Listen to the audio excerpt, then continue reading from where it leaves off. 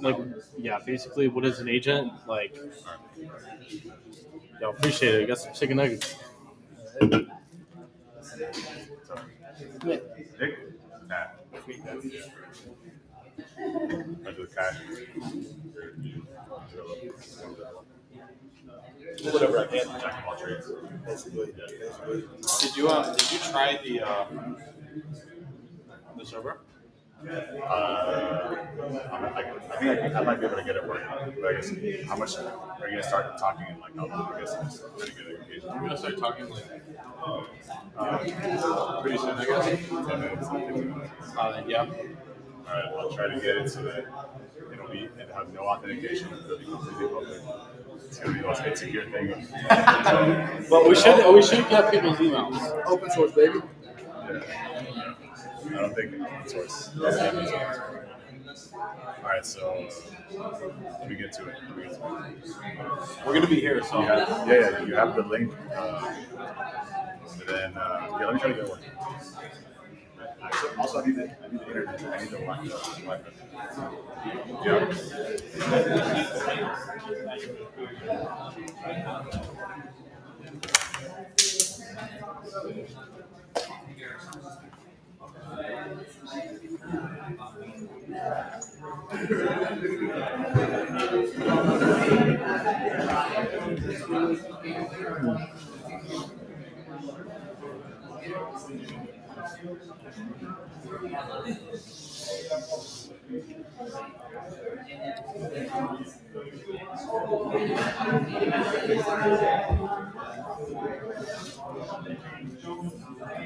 we're gonna be working on that computer. You want to stream this to Discord on this one? There's already, there's already streaming. So look, What up, y'all? you have to scroll up. It's directly up. You see? Look at the mouse. Mm-hmm. Just scroll up, Mm-hmm. and then look at the screen. You just have to like scroll down here. Big bada boom. For sure. Oh, shit. There we go.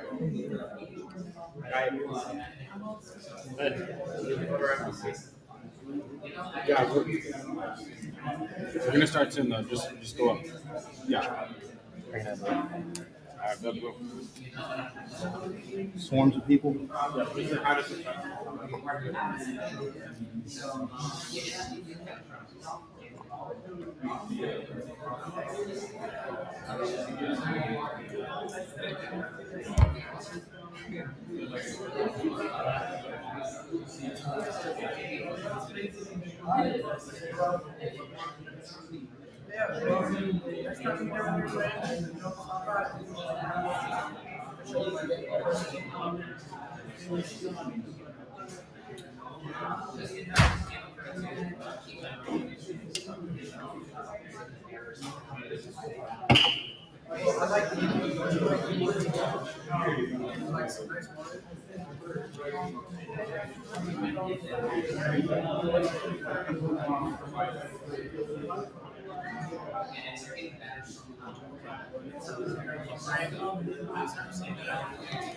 Did you get connected to the Wi-Fi here?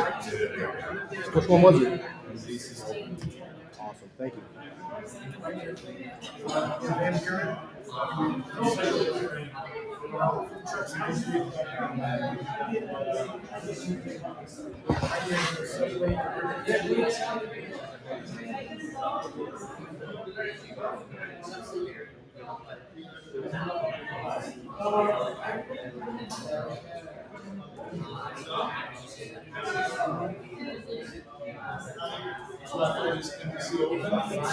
Correct.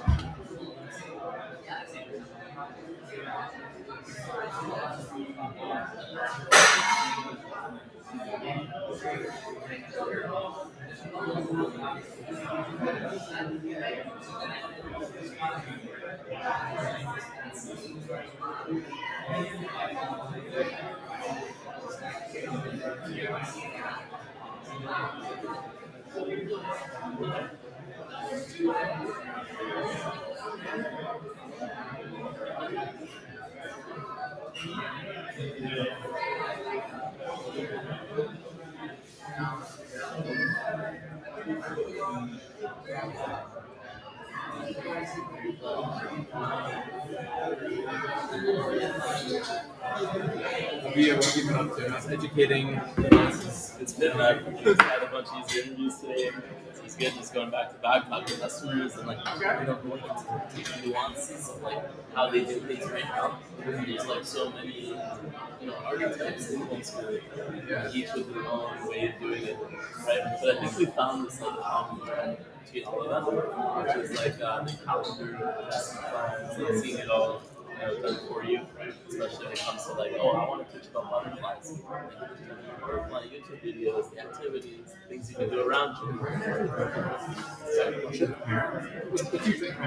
Yeah. Yeah, they usually build them themselves. So they've been great. Yeah. Every content related to it together in your account. Yeah. calendars, exactly. This is the old experience. And like a calendar as like a core detail. Yeah. The calendar is the home base, and then that's where we use as an entry point to like really shove all this content and give them a platter of options they can choose from. You know, as like this week, you know, we're into astronauts, or here's like the video progression of different things. So it's It's like you obviously know a lot about this.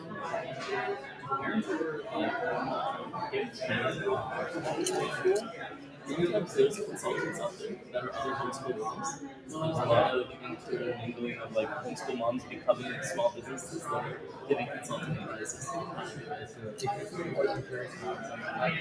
was trying to do it myself. I'd have to like research a lot. Yeah, it was like a lot of research to do like having you teach it yourself. It's like trying to get your own teaching degree and immediately Yeah. That's what I missed something. Was there like there's a lot of doubt. is there a way to get on And there? they're always doubting themselves every step.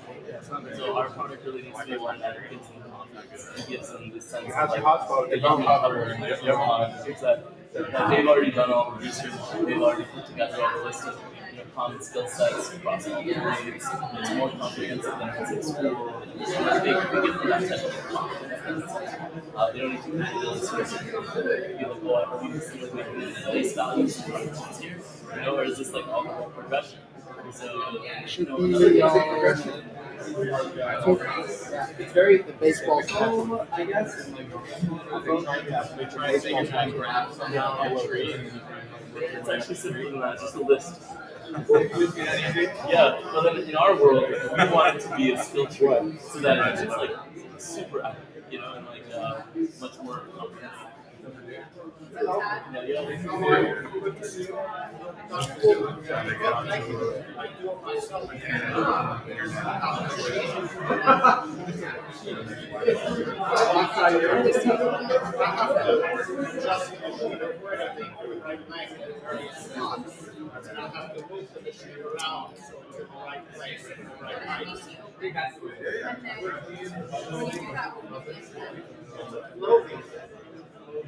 And it's a vacuum that connects to the vacuum. Okay. So lift the air up. It's like the flight into space. I got it to like open, and I realized and then I decided it's so great. I'll use it for the rest of my life. Your hair would find itself perfect for simple. So now I gotta get on the. This is a bad law. And I can really let it grow quite a bit. Especially connected. No problem. Hopefully mine's better. What's up? Hopefully mine's better. It is. Go with that and then I should have brought it. I'll bring it next time.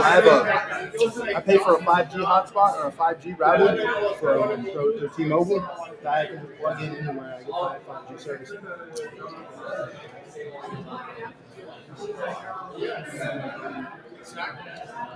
and that's one less person you need to interact with, which is a big problem.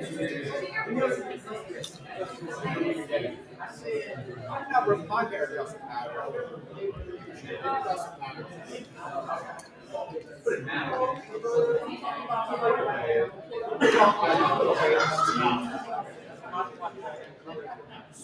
Which I also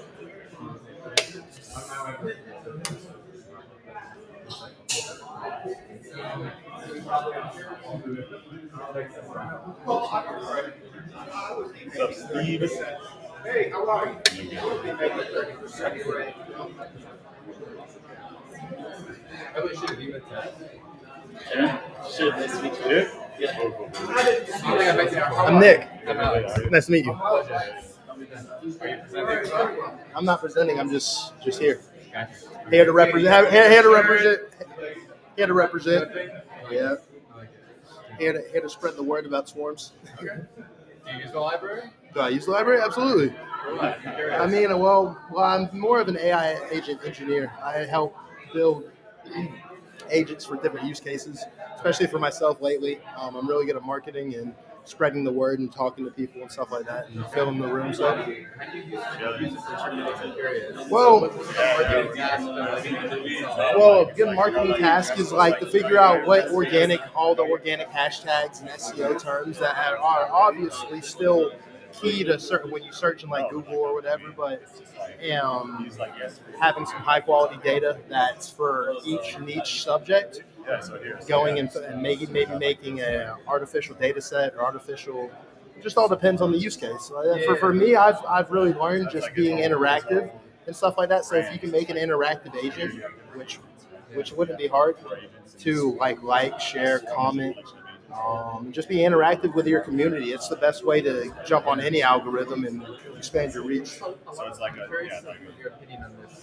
Something you interactive agents and trying to build agents a lot. So I also use a lot of agent building as well. A lot of times I try and lean towards engineering it to be as like hands-off and non-interactive.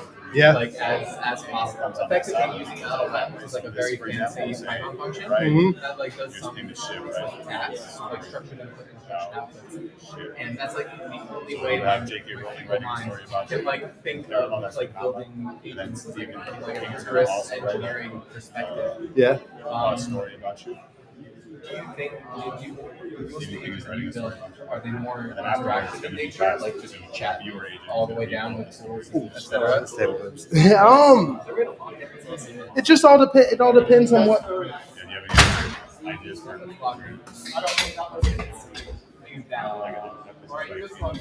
Yeah. Does it sort of like any internal integrations you have to talk to the internet? Is it down or up? From my first endeavors, I got spreader about time. Yeah. I had 9-inch rise, lifted 9 inches off. I'm really into it. No this. Right. Protect the start. Everything we're building right now is And some then sort of agentic thing. Well, not like agents are like, they're not like spinning it and independently executing. It's gonna be Like one time execution. I love Microsoft. Being from Maryland, I've been a customer of Microsoft for like 35 or 40 years. I love the data that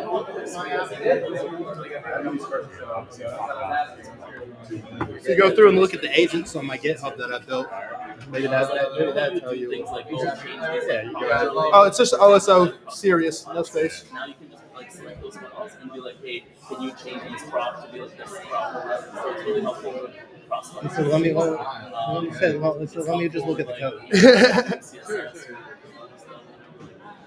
So finding more use cases. We built a POC. No library, so just straight up function. Straight up function call. Quickly, Yep. Okay. 3-4 hours. Just like I mean, it just all depends. I built these specific for friends and stuff like that asked me. Yeah. This would be very similar to the way I would like it doesn't know the best practice. just wrapping Python code and giving them structured input, structured output. Keep state. I actually have. I'm surprised you wouldn't be using like Pydantic or something like Really? like this. to get- More so, like I'm still in the learning phases of everything. You know what I mean? I'm self-taught, being ADHD, running around the whole world. You know what I mean? But There's only so many hours in the day. Which I think, yeah.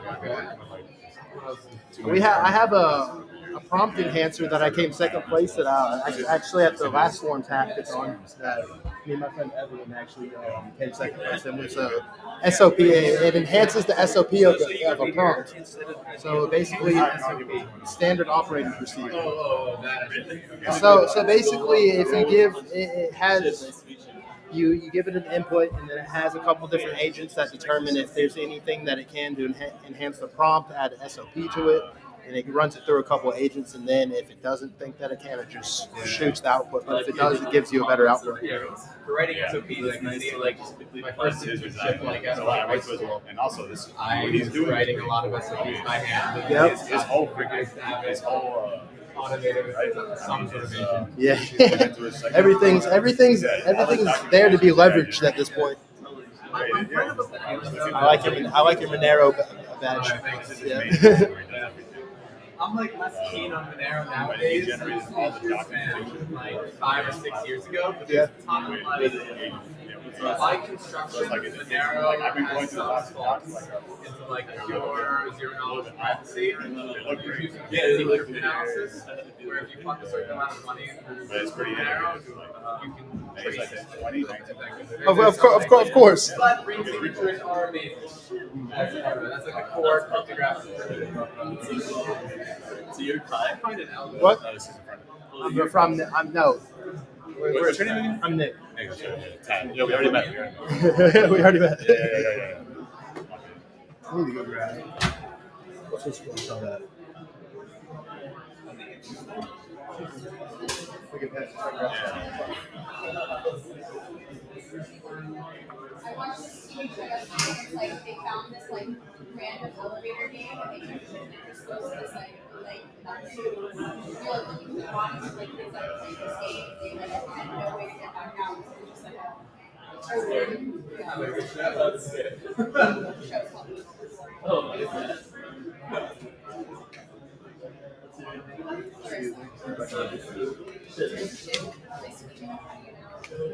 I know Alex is like come to this one. Yeah, I was like you know get through the system. Yeah.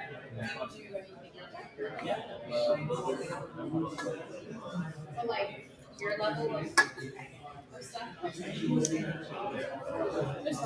I'm like very Super. My big classifier. Yes.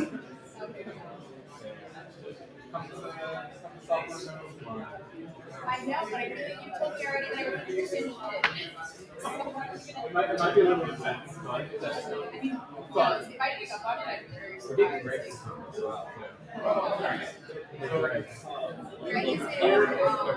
I think he's. I'm not. I think I'm just going to be controlling this. So I'm going to be controlling the slideshow. So I think he's going to be up there. I think. That's what I'm saying, right? No, it takes like an hour.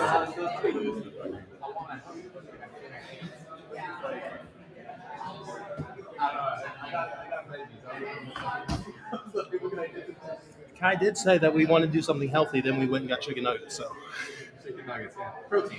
That's the is it even protein? It's from McDonald's. protein amalgam.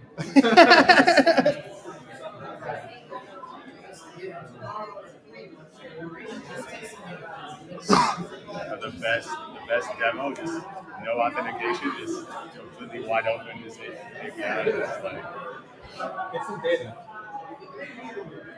Some data. We like data. We all like data.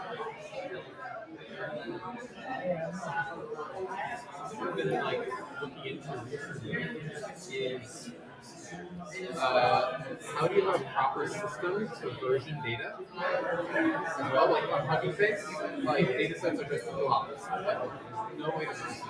It's not built into the data sets. It's just fine. Hugging Face is like meant to like grab the data. It's like it's right there. Go to town. However, I've been trying to play with this idea built into Git. There's an extension called LFS. You said what is it called? Git. Have you heard of Git before? Yeah. I've heard of Git. I didn't hear the second There's an extension. extension to Git called Git LFS. It's like large file storage, which like meant for storing files. So I was kind of thinking of this idea of your data set, whatever it is, like a Git repository, have branches, edit certain like files, and try and like treat your code, treat your data like code. So if there's bad examples, you can have a branch that's forced off.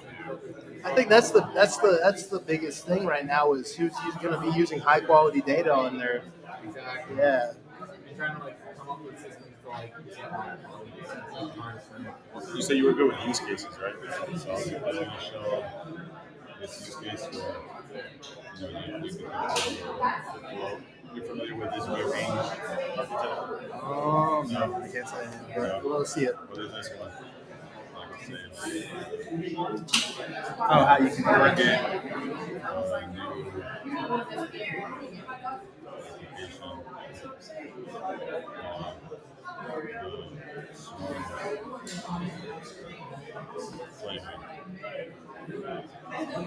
It's great for this stuff like this. It might piss a lot of people off ChatGPT.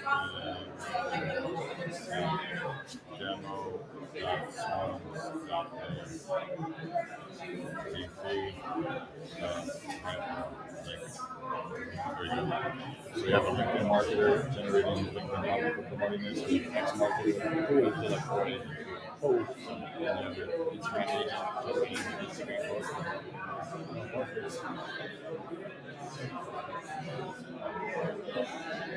I have like $1,500 worth of sports credits. On the Swamp platform. In case I can play some hackathon for you.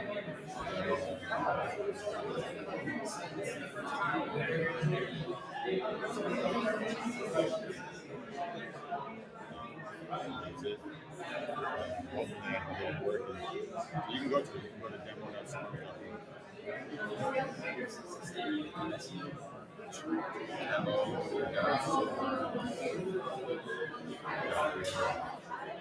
Is it? Yeah. Any email, any password.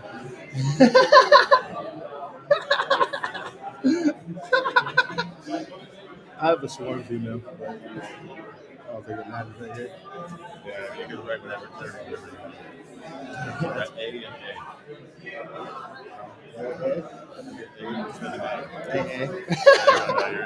A. I'm in. So when this was I should have done this an hour or two.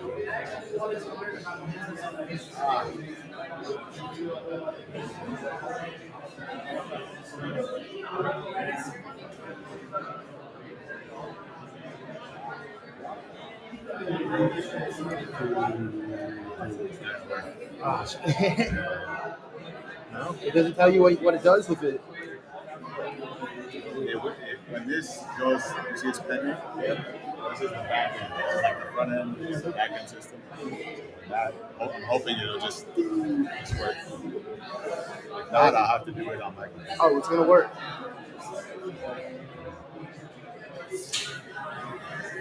Sheesh.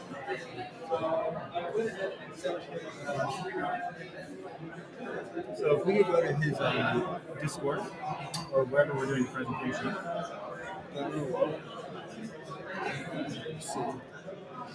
I really don't. I guess it really doesn't fucking matter.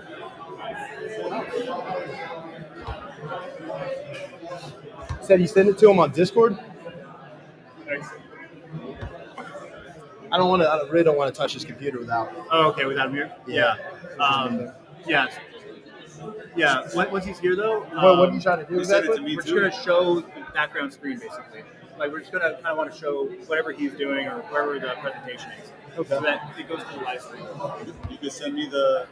I have a demo too. I built like an app on top of the screen. Oh, really? Yeah. Okay, perfect. Yeah. I'll send it to you right now. Or actually, yeah, I'll talk to you. You're in a group, so let's see. Send to your Telegram. I think it's just going to go from this room. Just in case, I'll give that to you guys. I'll go up here. So just give me the signal that I need. Okay. I got it. You got it? I think. Nice. What do I need to do from here? So we just present, share screen, something like this, but this is where he'll have to decide. Okay, that's it. Okay,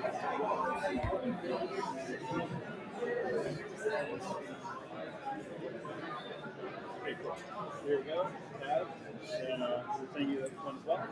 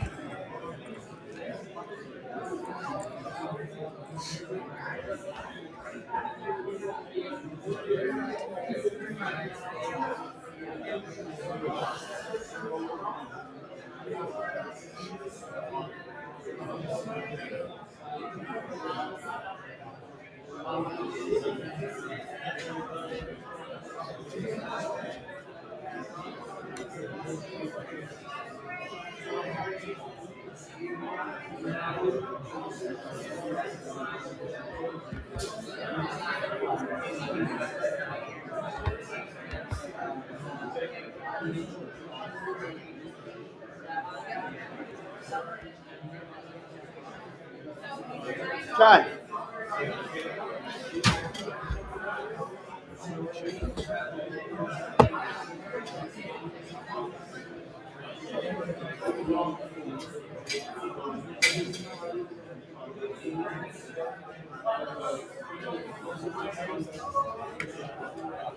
Oh, perfect. So, yeah, so go there, and when you go to share screen, just kind of want to show maybe your whole window or your whole screen, basically, whatever you want to share. I go to present, share. So you want to click here.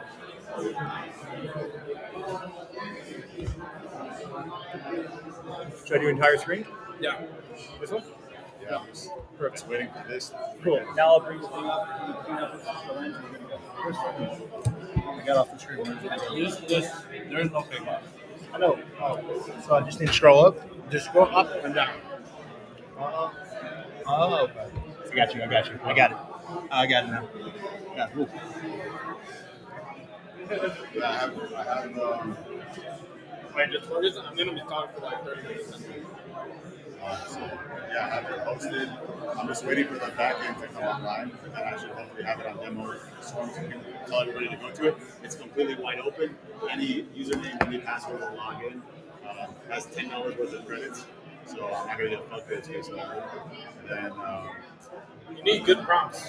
It's not gonna work if you don't have good prompts. yeah, so here, so I have this demo. I can go to ChatGPT and make a bunch of prompts for us. I'm gonna say remote That's good. Swarms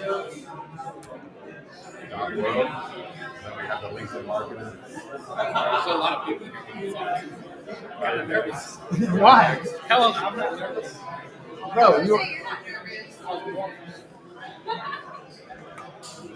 All right, this one.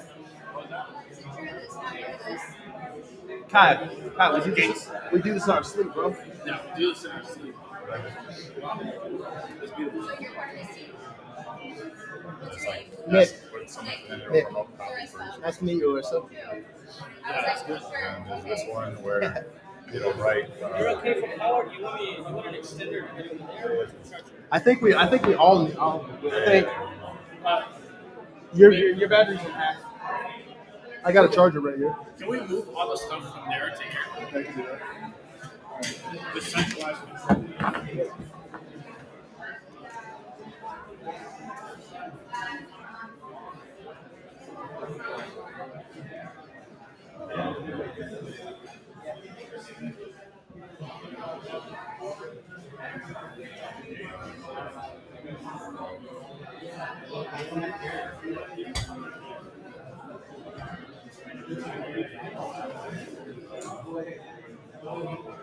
There you go, I throw it over there.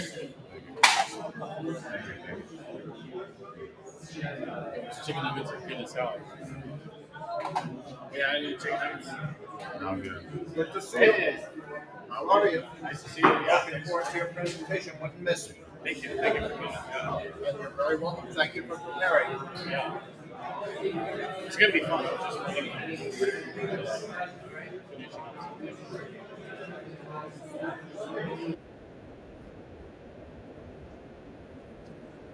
Basically, gonna be like the good.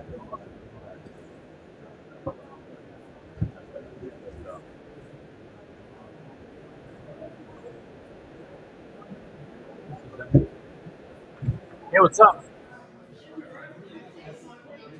But what other use cases? So I have. Hey, I want you to meet Steve, nice to meet you. he's what I call like he's a quality hard tech engineer. Engineers hard tech physical objects. This is great. Oh, for fun. Yes. That's, I agree. Matt, we're ready.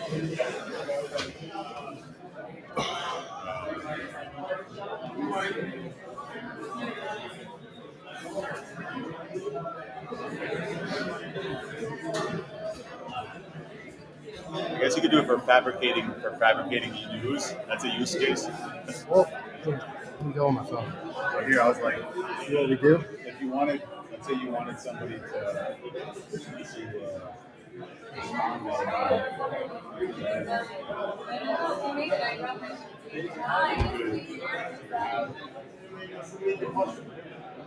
That's it. Like, Yeah. intern.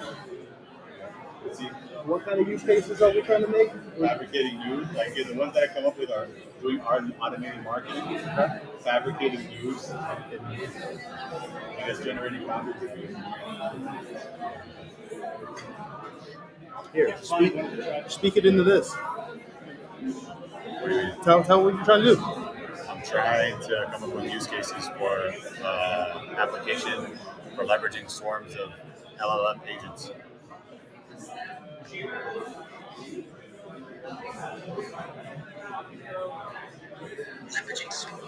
I fucked it up. Repeat what you're gonna say.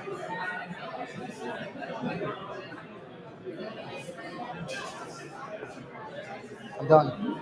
Speak what you're just about to say. Sometimes it happens when ideas are flowing. You can just pick up from where we left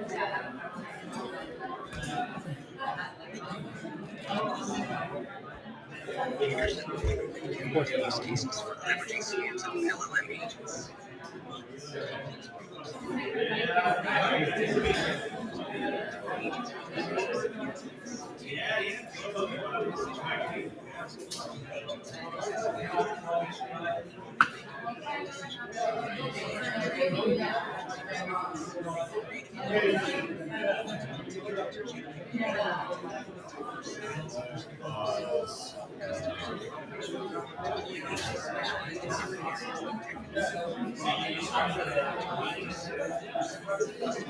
Is it helpful or no? That's why I asked.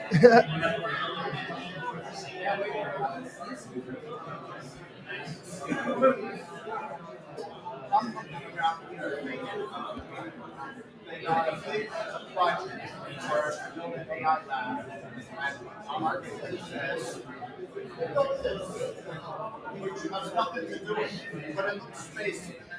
Yeah. It looks. Oh, look, that was sweet. Look how they got it set up right here.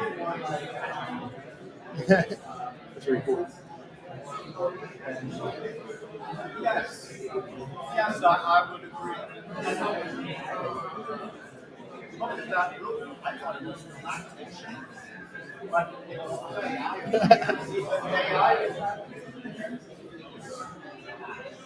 it's like a 14.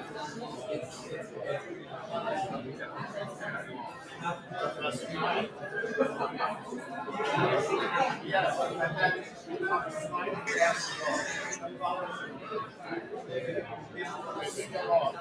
from that piece still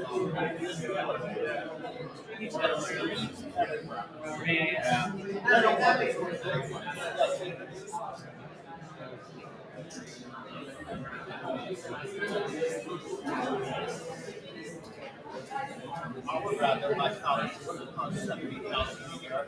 We're gonna do it for like 68.5 and just put like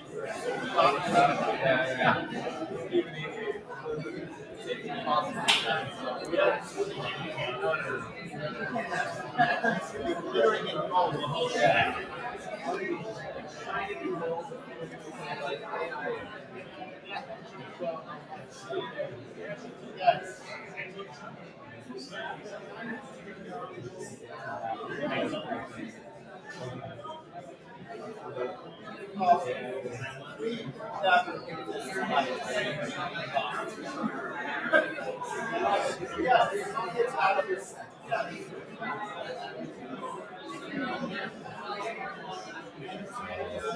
Right, haiku about Mayor Francis Suarez. Okay. Yeah, one haiku from Big Woman, and then this guy reviews J.K. Rowling is the best one. Awesome. How many agents you got working? Four. Okay, 4 different? So here you go. You can figure And that's basically where you just configure the prompt. so here you can create agents here. You can select here how many agents you want in your swarm. Swarm is like a collection of agents. And each agent you give a name, and then you give a prompt, which is like you describe what you want it to be like to do. So what I did is I called one agent J.K. Rowling and I said, write like J.K. Rowling. Right? Oh, that's a pretty concise prompt. Right. I was like, Donald Trump. Like, write like Donald Trump. And what you do is you give a prompt to the swarm, and then here is how you configure how the prompt flows through the swarm. So here, you see this arrow? This means that everything before the arrow happens first and after the arrow happens after. So everything to the left of the arrow happens first, everything to the right of the arrow happens after. If you put commas between the names of the agents, they all receive the prompt at the same time. So when you give a prompt to the swarm, it gets past the J.K. Rowling, Stephen King, Donald Trump, and then it gets past them. Just mute everything. Press mute. Look, no, on the top, the third button on the left. Play sound from here. Yeah. What? I'm saying, what are the use cases? Marketing, accounting, finance. No, but I know you're saying all these things, but like for demo, like here, these are the demos I have. I have one where you write a haiku in the style of your favorite authors, and you have the output pass through a It reviewer. needs to be like, look at the title, business automation. All right, so marketing. Hello, everybody. Turning the volume up a little bit. Hello, hello. Hey, everybody. Welcome to the AI Center at Miami Dade College.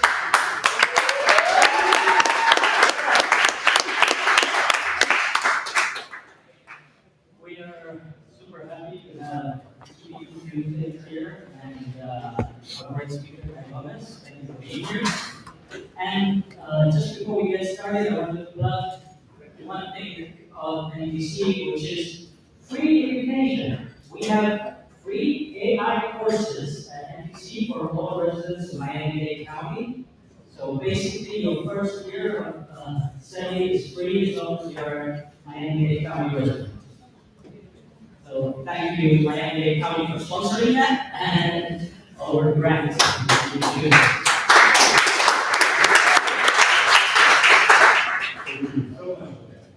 What a great opportunity that we all have to empower and grow Miami together. That's what this is all about. We are now the AI Center. We have a partnership and collaboration with Miami College. What is GU Tuesdays? GU Tuesdays is a weekly AI event where we bring together AI engineers, researchers, developers, enthusiasts, and more. Well, actually, and now students, so that we can all learn together and stay ahead of the AI wave of change. I believe the conversations in these rooms can help shape the future. Everything is moving so fast. Every single thing, every single conversation that we have, and we have the future in the world. So that's a little bit about GU Tuesdays. I'm really excited for everyone to be here and extremely excited for our new partnership with Miami-Dade College and the AI Center here. So let's give it a round of applause.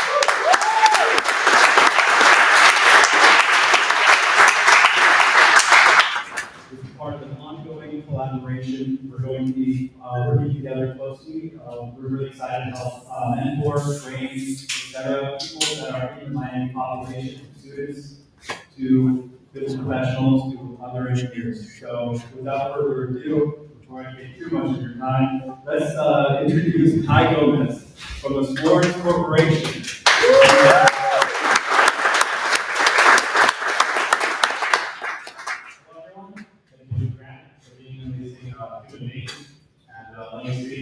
All you very fine human beings. Also, thank you to Miami College who provides this space and amazing vibes. This is very futuristic. I've never seen this. I spent most of my time in Palo Alto, or otherwise known as Silicon Valley, and there's nothing like this over there. So that's a pretty good starting point, And yeah, so today we're going to be talking about leveraging swarms of agents for business automation, and orchestrating swarms of agents to automate business tasks. So, almost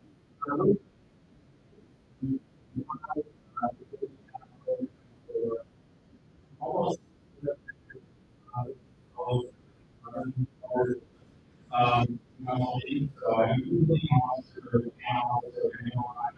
yesterday, I feel like most new analysts for like software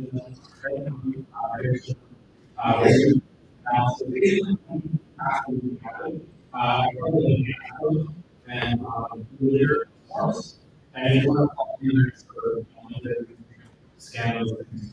I think those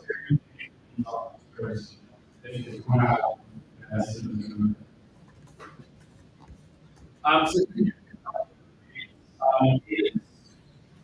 it is looking at very frequently in the past couple of months. Ever since the question, it is been getting a lot of popularity. Basically, what exactly is it?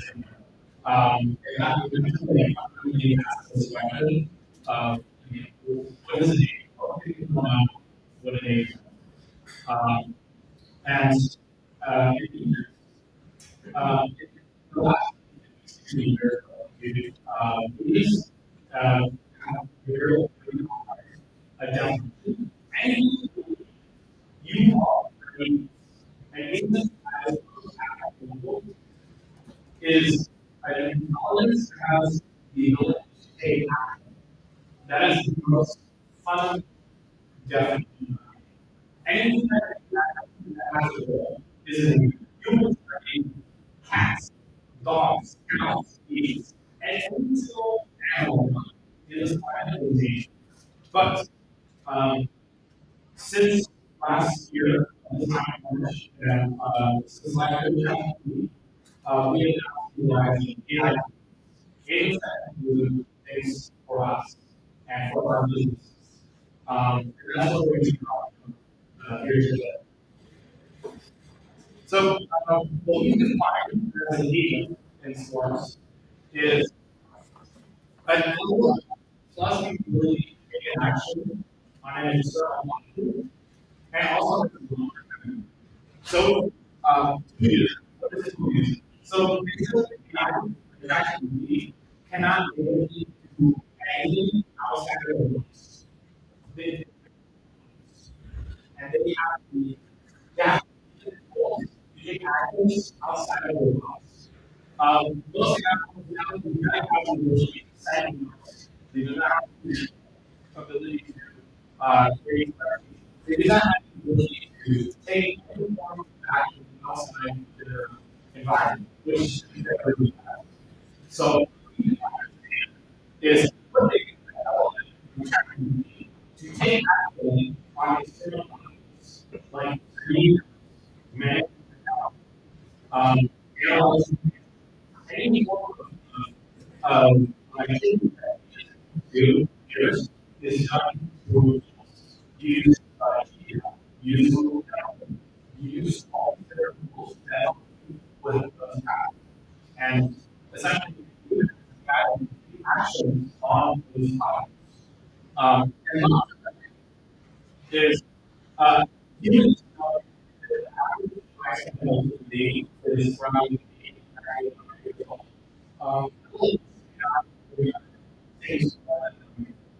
singing so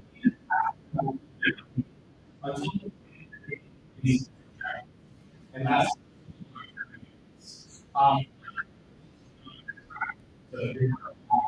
correct as the case. So operation and roles. And the reason why it's so beneficial for you and for all of the communities now is that they can operate on things that it's very long time to do. Setting up a human that is in this track.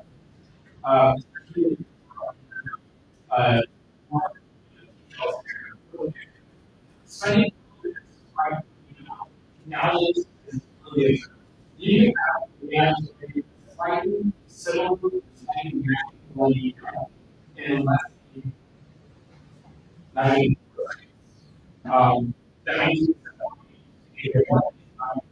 and generally your business or your business lowers costs and increases efficiency and you surround the economy. And so here are some ChatGPT is now ChatGPT if you say look this up,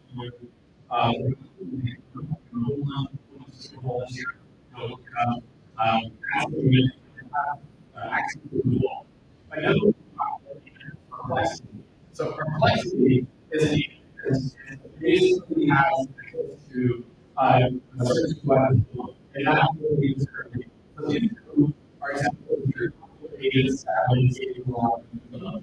And Google is another when you use Google now, you're going to see you might need to part of the internet, but if you use Google, that's what you so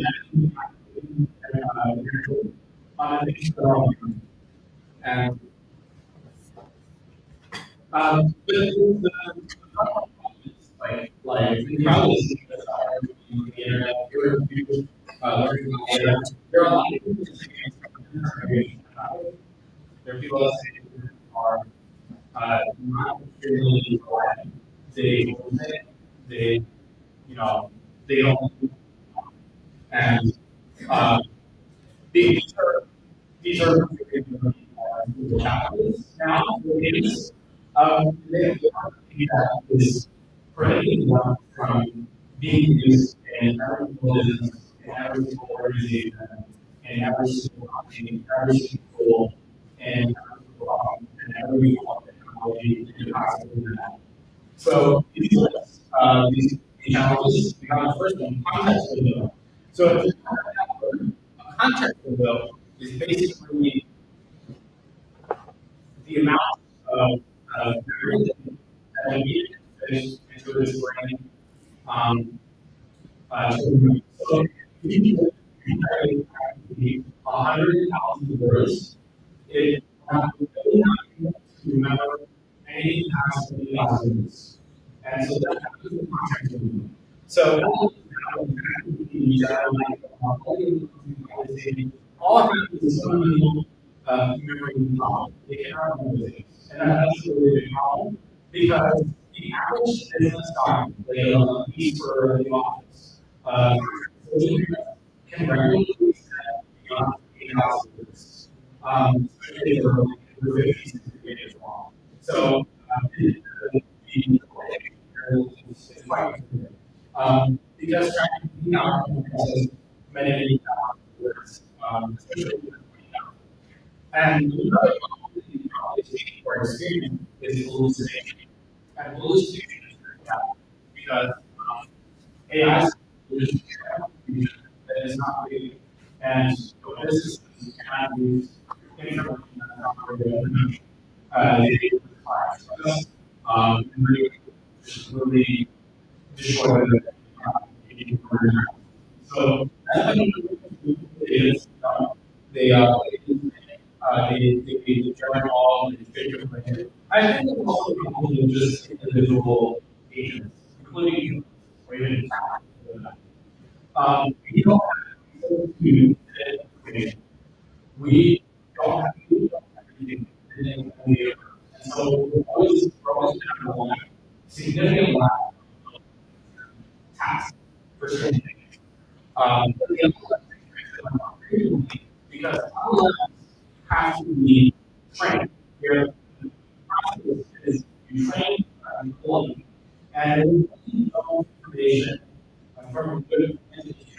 If you try to ask data from two, and it was still data from after that, it's not allowing you to after the to your So another very big problem is agents can use one thing at a time. If you use tracking, one thing at a time. That's it. You can't do 5, 10, 15, an hour. Why do not those things all at once? Individual agents and another big problem is so AIs now are very, especially for programming, if you ever try to use ChatGPT to program, it's not extremely loud. And that's probably that's a big problem. Especially now that more than 50% of the code on GitHub is AI generated. And that's really honest. So 60% of the entire code database, all code publicly available is AI. That's growing very rapidly. Just a couple of days ago, the CEO of AWS said that they are using they say 4,500 years of development to review their code. And the cloud is just truly absurd. But those data will have these 4 or 5 models, and everybody that's using that also has these same problems. So, context window is essentially a parts of and like I said, we just have this is because they're actually in real time. Humans, we can look at real time. We can look up, we can look at data in real time.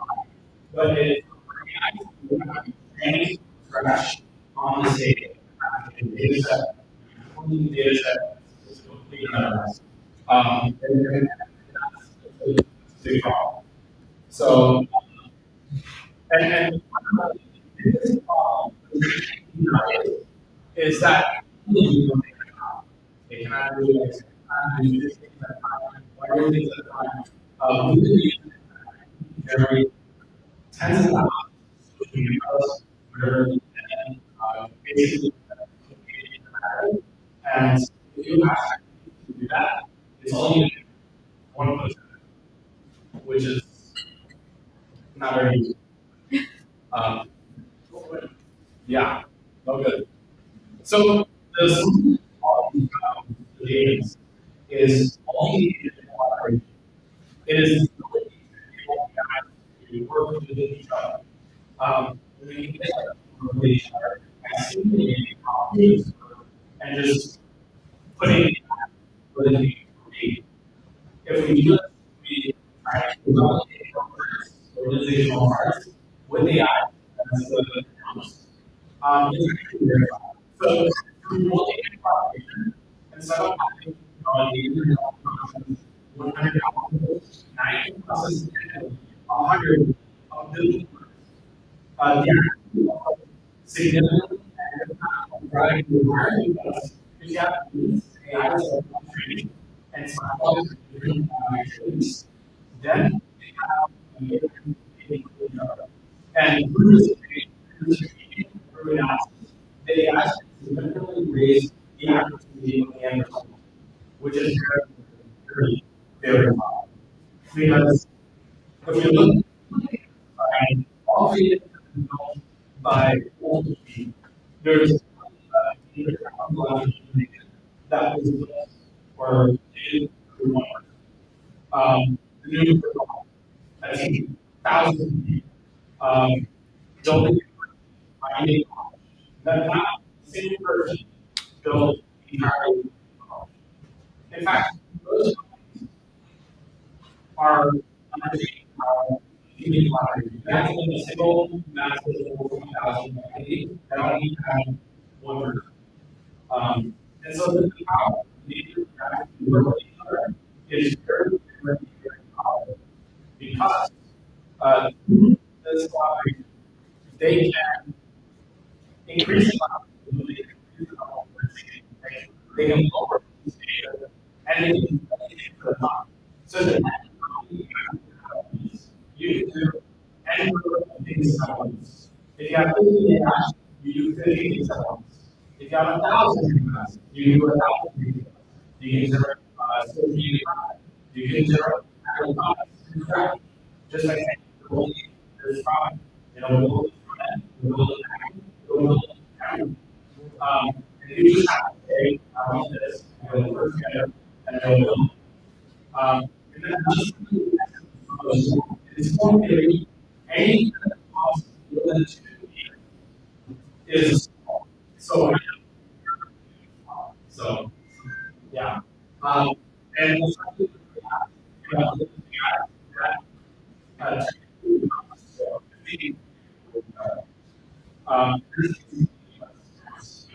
speeds by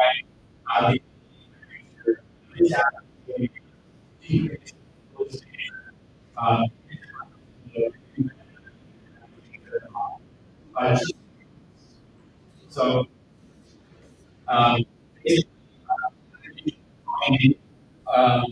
we essentially so opening up and dropping on we and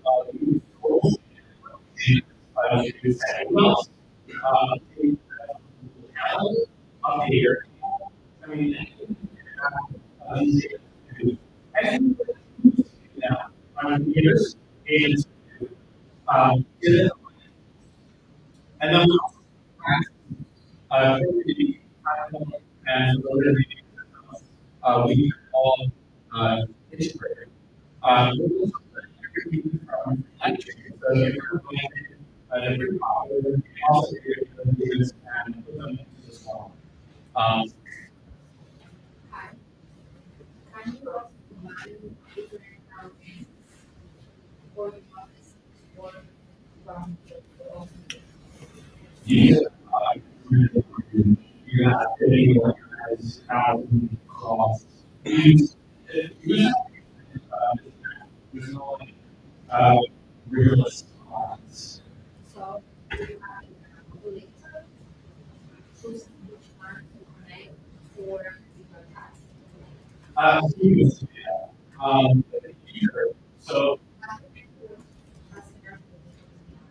So no.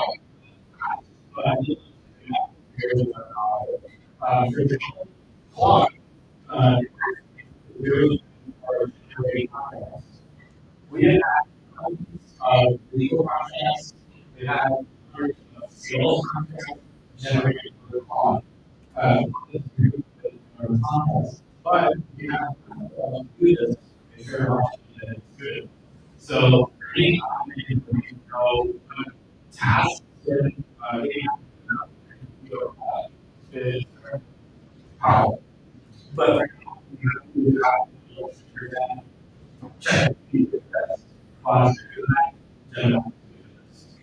That is a big problem.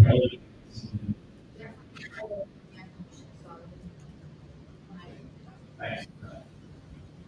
Yeah, so to install it, basically you just open up your terminal and you do install and it's like looking at the and also applications can go and works. So which is the biggest programming language in the world. If you want to use this. And what I can use is copy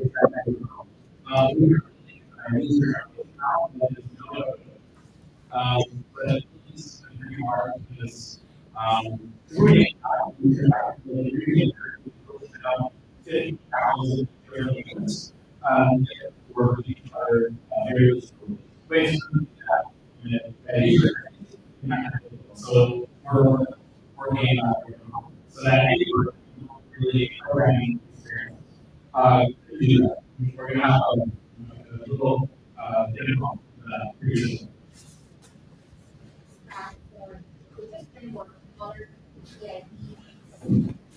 Yes. Is the terminal. That's like if you want to turn on your computer, you'll see this. And then is items So actively control the numbers and I you to install. Yes. Do you look at these agents having like snippets, or do they all be secret and don't have snippets? Like, what's their life? Very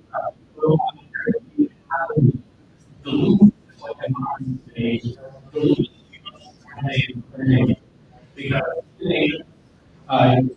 basically all it really is it has to be it has to be right. It has to loop, so it has to deactivate until that objective backbone is complete. And so the looping structure is the license of a user. You can define the rules model. So you say only as you see you set up this is you see Are they? Is it like a trigger that is trying to kill these off, or is it self-defined and self-editing? You can do so you can set number of loops, or you can say all these. I see. So Very cool. thanks. Yes. We like because really we have to build data for accounting for we have to use this. So we have to use data analysis as so you have this review can especially for some minor days and you can reuse data already configured. So you don't have to use the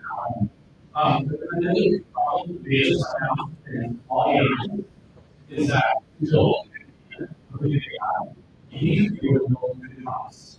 Probably this is the most is the costs. They are completely and utterly. In addition to grouping, are there other grouping models like period population, like manager agent that can spawn agents that possible? Yeah, we're just talking about litigation right now. If we don't understand scaling up to all units is getting us. I'm sorry. I'm thinking about the infrastructure that is servers and those because that's the key. So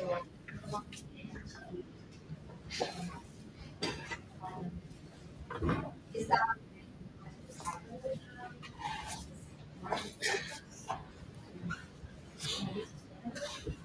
That's so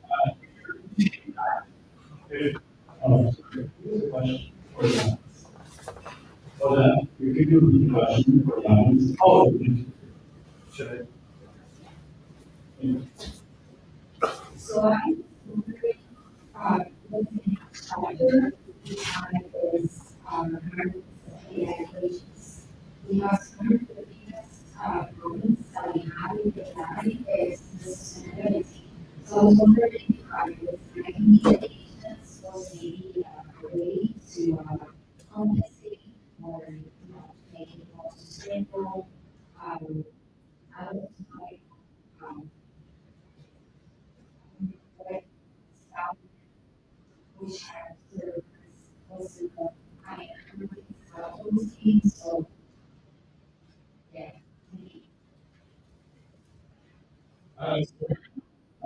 If you're using use it right now on your computer, you're using it. In fact, say probably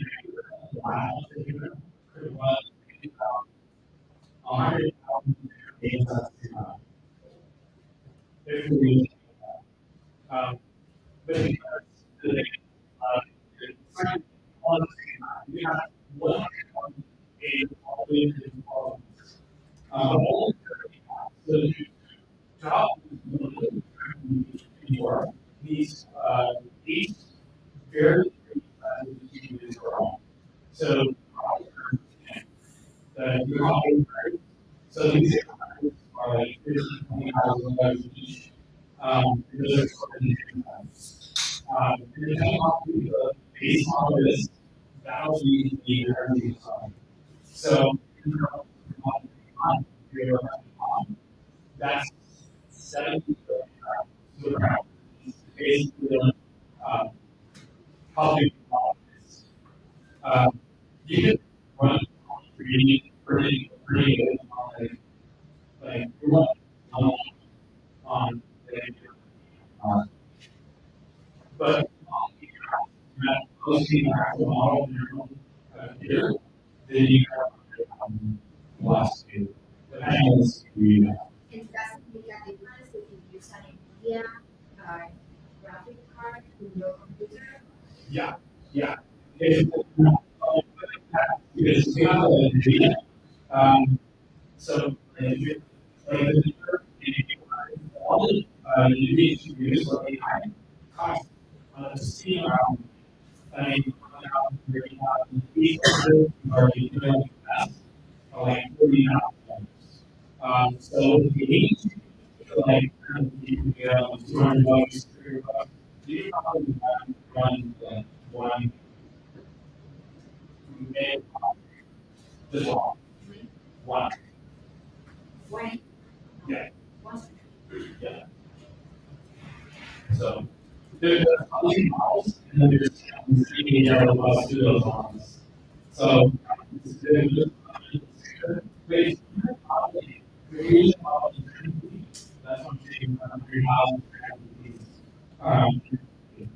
what about the cloud physics? What? Cloud physics. Oh, Cloud yeah. So the we're using is like so fully private, manually because we how do you really have to put all the knowledge and service in the US.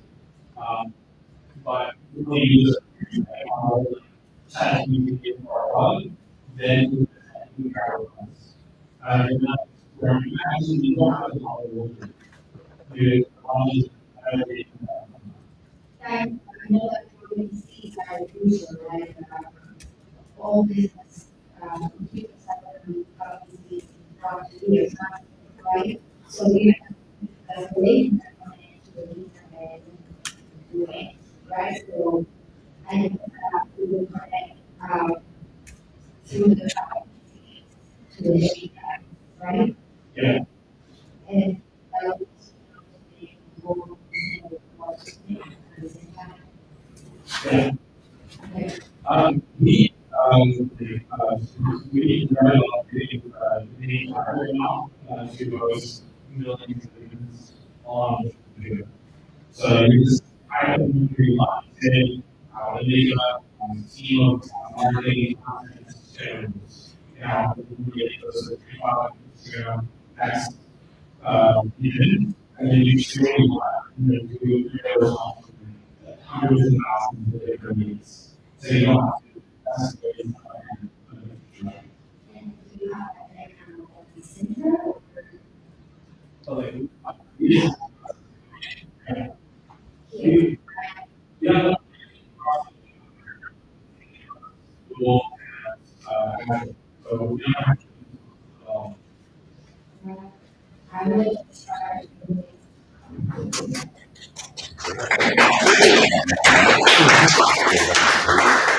this technology is coming from my so now we're here.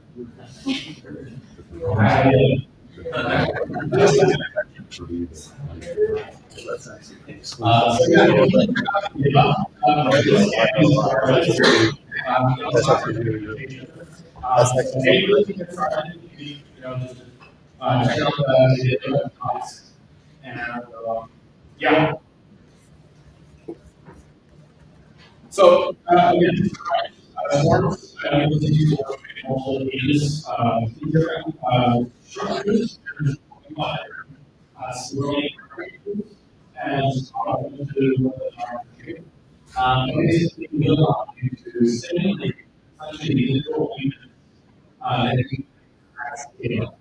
So any task that you do now visually, like marketing, programming, sales, accounting, finance, any these and so it is performance, it is not really situation. So now the very interesting section of this presentation is the smart marketing. And the smart marketing are essentially it's a form of communication. So the communication is how it's the performance. So are hierarchical means that there's a boss. We have a boss, and the boss is given task to workers. In this case, we have essentially a certificate, and the boss will give all tasks, and then they will do the task. Things are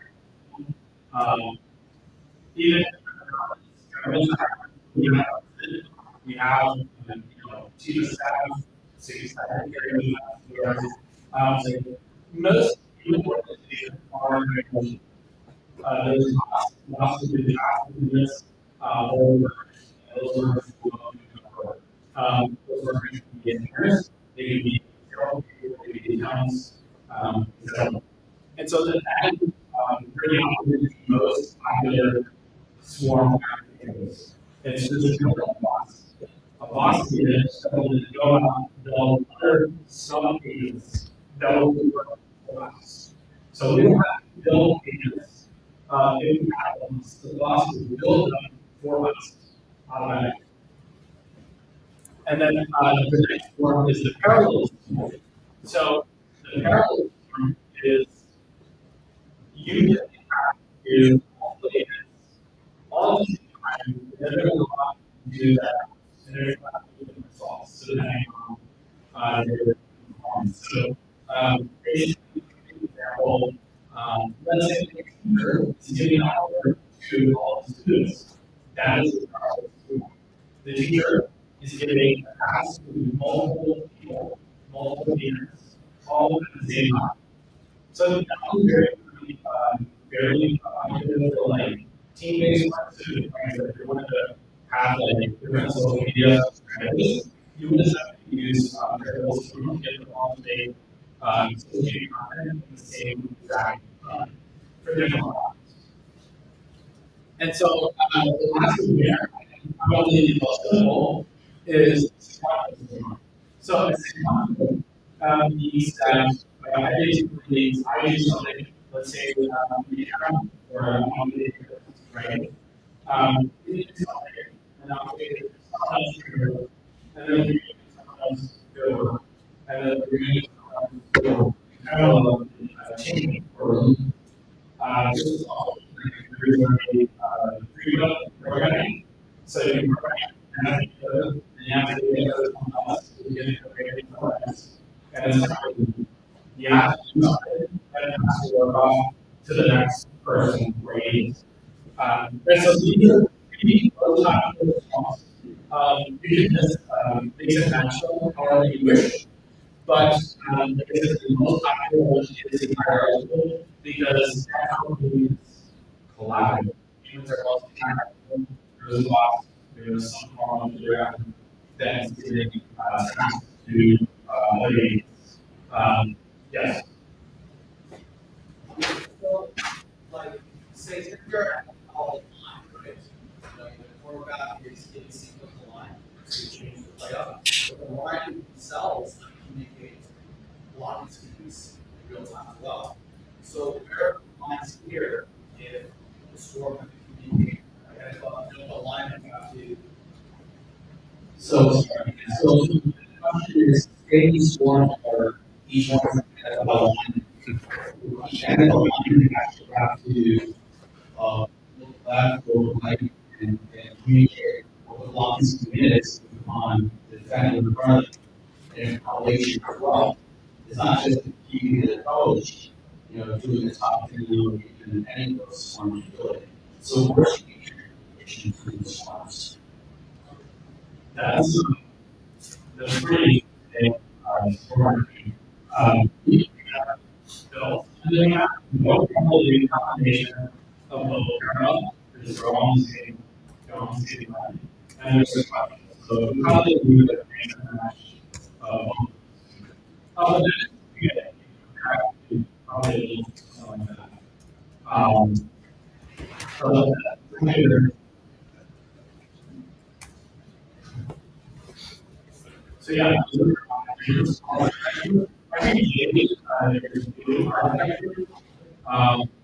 the architecture mostly depends on what problem you're trying to solve. So different problems, different business problems, or the like schools, community, and then really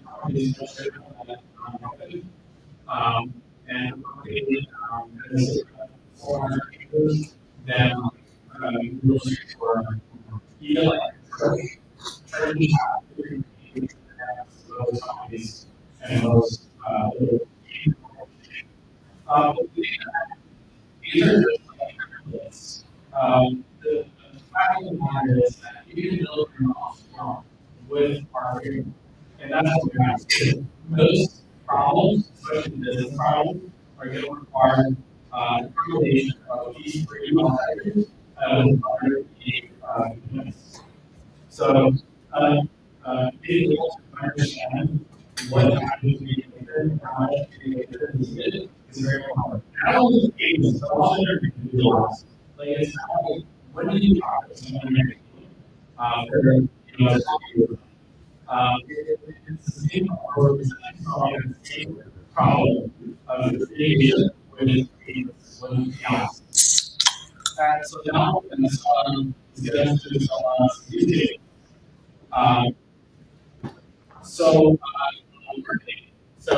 I think the first and one of the simplest use cases with agents is you can create agents for each social media platform goes to security folks, specialize and optimize for that specific social media. So you can click that, you can kind of use Twitter, Facebook, and you do that. You would just have to build images for them social media. So essentially, to run these, you would essentially go into the code now so you can see how easy it is.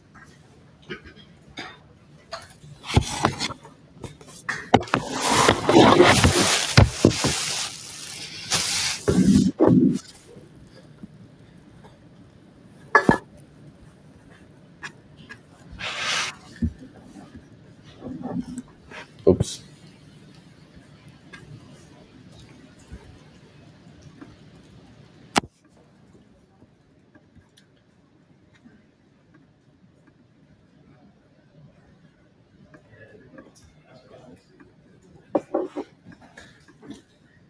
So I'm going to show you how. I'm going to show you how easy it is to build a swarm.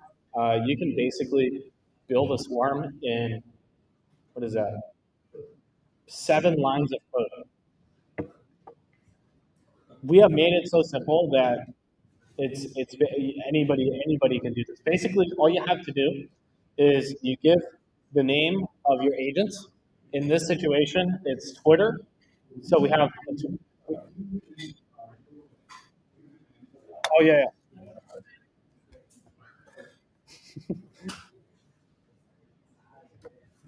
Big TV. So yeah, so that's basically what an agent looks like. You give it a name, you give it a system prompt. The system prompt is undoubtedly the most important thing in the entire agent. The system prompt is the instructions that you give for that agent. Now, within these instructions, you should be very, very, very specific. You should be so specific, you probably cannot get more specific. And if you can do this really well, if you can show it, you should, if it's a Twitter agent, like in this case, we're going to say create content for Twitter that is optimized for Twitter, write posts such as the best Twitter posters have built for developer and AI, and then you would keep going. You basically have to give it instructions that are very, very, very specialized for your task. So you can, depending on what task it is, like in this one, it's Twitter. In some cases, it's analyzing X-rays. In some cases, it's analyzing radiographs. And so for those prompts are much, much more, considerably more difficult. But here we're just saying create post that's optimized for Twitter. And that's the second thing. And the third thing is the model. So the base model that you're using is kind of like the center of the brain. The tools and the memory are like other corners of the brain, but the LLM is the center of it all. And depending on what model you use, the performance can go up or it can go down very quickly. So GPT-4, the performance of GPT-4 is significantly it's undoubtedly like one of the best models that there is. So you can use GPT-4 and it'll probably go good. You can also use Claude. You can use Gemini. There's a lot of Llama 3. There's a lot of these LLMs that have been released, and you can use them to build your agents with. And so those are the three big things. You also have the loop that I mentioned here. We're just saying one loop. So the agents are going to just generate something, and that's it. In some cases, it could be much, much, much more complex. We can set this to infinite just by saying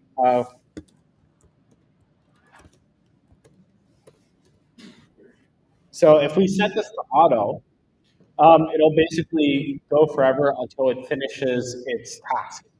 And it'll never stop, basically, until it is definitively certain that the task has been completed. And that's it. Those are like the three big things within agents. You give it a name, you give it a prompt, you give it a model, and then maybe a loop. Sometimes, for most cases, having just one loop is pretty simple.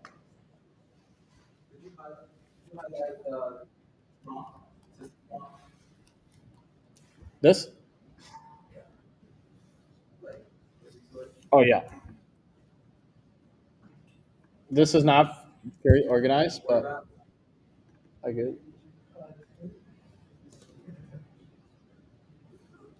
So this is a very simple system prompt. Here we're saying your task is to create engaging, concise tweets and analyze trends to maximize engagement. Consider hashtags, timing, and content relevance. And so these are quite system prompts. Some good system prompts can run into, not even like thousands of lines of code. So that is something to keep in mind. But the first demo that I want to showcase is the hierarchical swarm, because it's undoubtedly one of the simplest. So the hierarchical swarm is, we don't have to necessarily build these agents. We just have one agent that builds these agents for us.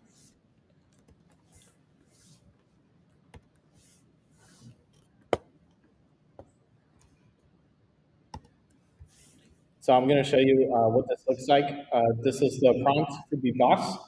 You are a direct boss agent. Your primary responsibility is to manage a swarm of worker agents to efficiently, effectively, and skillfully serve the user. Then this is the code. We're using OpenAI's function calling model. And these are some of the settings. This is the system prompt. These are the number of tokens that it can generate. So max tokens is a parameter that specifies how many tokens the AI can generate. In this situation, it's 5,000. Here we have some code to create the agents with the boss. And this is like basically like this code says that we're going to create an agent with these settings. The boss is going to create the name. It's going to create the prompt. And in future iterations, it'll even generate the LLM. It'll generate the number of loops and everything else, basically. So, if you wanted to generate your own agents, it would take a lot of time. But with the hierarchical, again, what you have to really do is just literally specify, like, what do you want the boss to do? Create a team of AI agents that are optimized to write code for front-end design. And that's what it'll do. You say, analyze my bank statements. I want you to help me lower my operating expenses. It would help you create those agents that are optimized for that. And so we're going to run a little demo here. We're going to generate social media posts.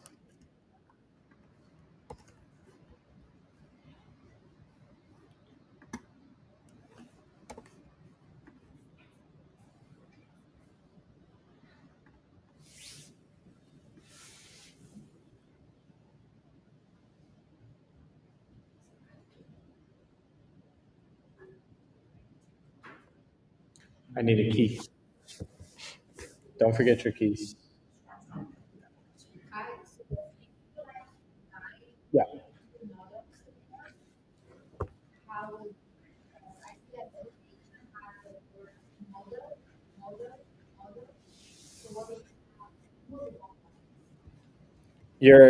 I can show you what that looks like. The thing is, though, I just need to get an OpenAI key because I live stream a lot. And people take my keys. And you're probably going to take my keys.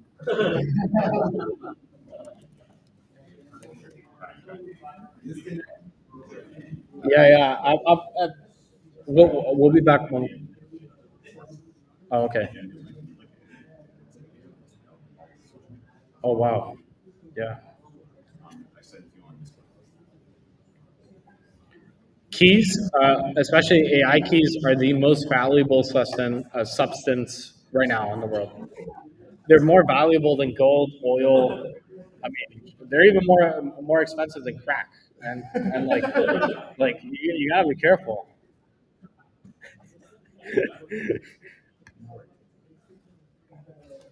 All right.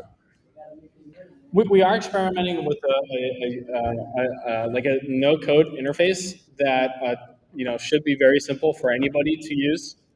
No code experience necessarily. It works.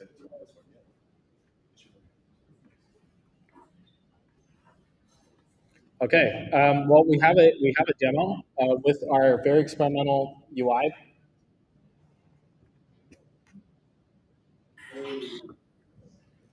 So this is another swarm called the spreadsheet swarm, and so basically this swarm makes it very easy for you to manage all different agents on a spreadsheet, like a CSV file. And within this file, like the CSV, you can essentially like customize the agents for your tasks. So it's basically like a spreadsheet, and within every row there's different agents. Here we have just a chat interface, and we're going to give it a task. So we're going to say. Oh yeah. Can everyone see? All right, good.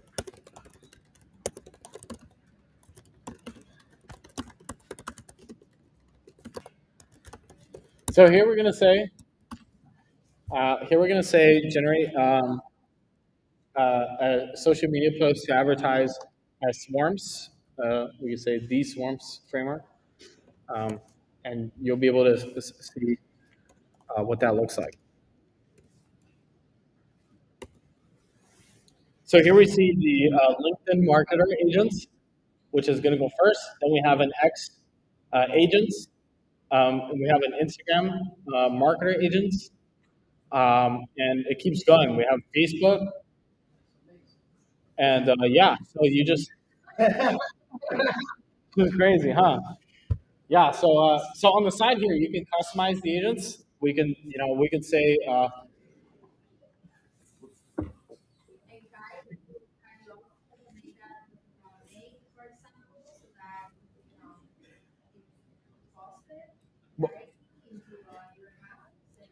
yeah, absolutely. To do that, you would give it a tool. So you'd say, I want you to post to X.com.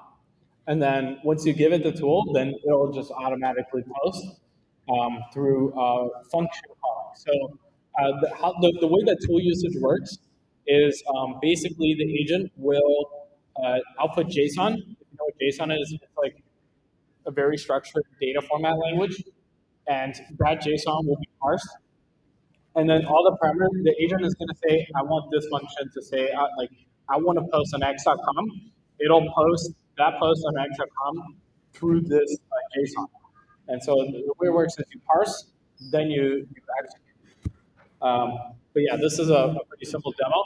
I'm going to showcase another one right now, advertising GPT Tuesday, because GPT Tuesday is amazing, right? Let's go.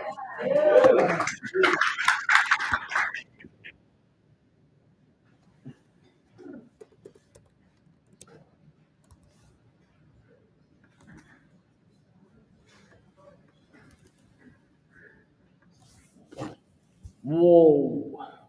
This is so, the CV is really big. Okay.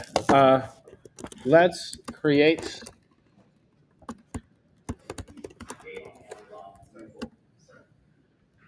to advertise GPT Tuesday, the gathering of AI engineers and researchers. Here's the link to the calendar.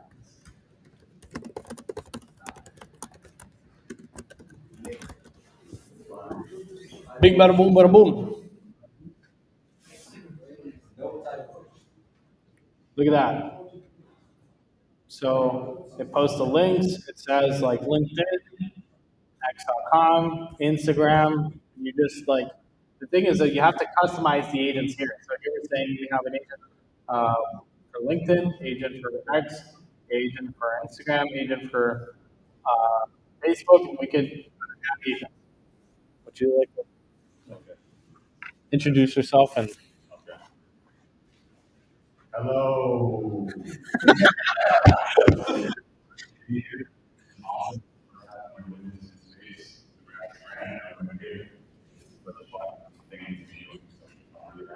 Yeah, I've been working with Hive. It's been a fun week. It's been very informal. To give you a taste of what Hive life is like, is he pretty much wakes up and he just streams himself coding all day long. And then people will randomly pop in from around the world and he just do it.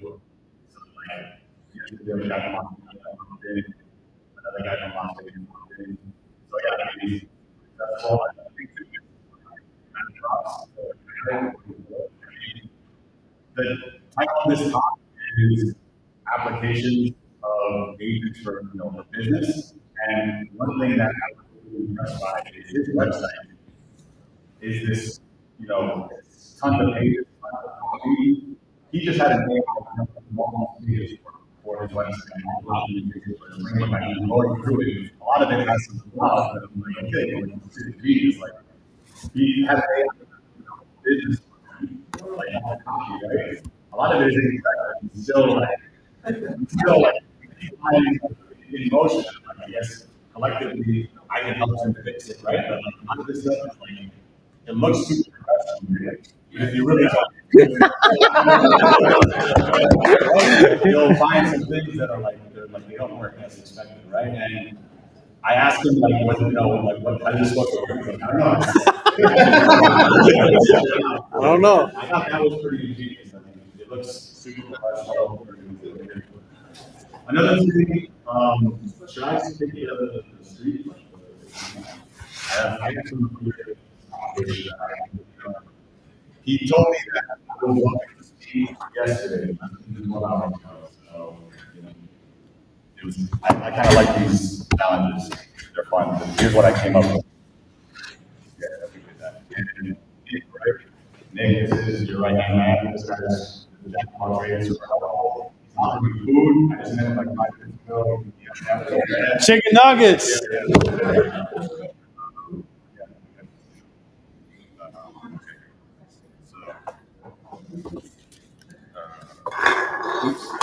And he drinks a lot of soda too.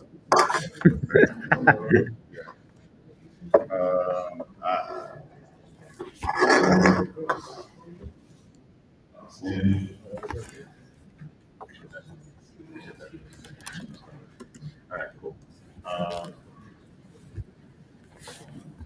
All right, this classic thing.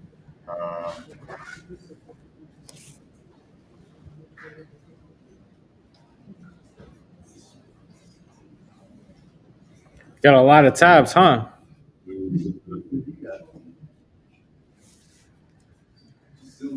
Zoom, yeah. Micah told me one time. Is Micah here, by the way? No? You didn't make it today? That's a little bit better, right? Okay.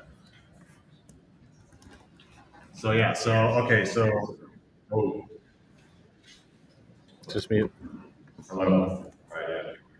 All right, cool. So I have 5 applications of this technology that he's been immersing himself into over the past year or 2, building a whole company on this idea of leveraging forms of agents, get things done. The first one that I came up with is, here I have a book called 100. Yeah, what's that? Yeah, that's right.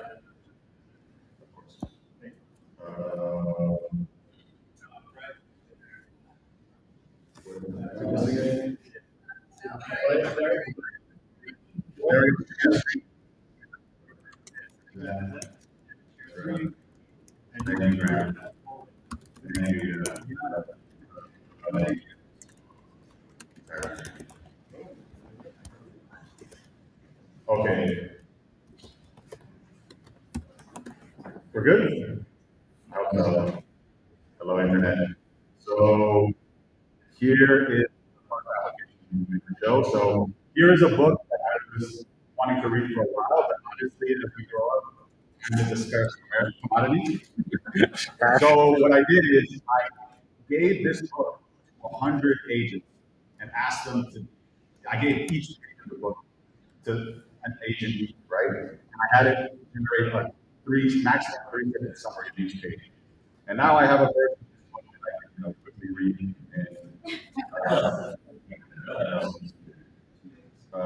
like in a couple minutes, right? And so that's the first business application. And this can be applied to like document review, contract review.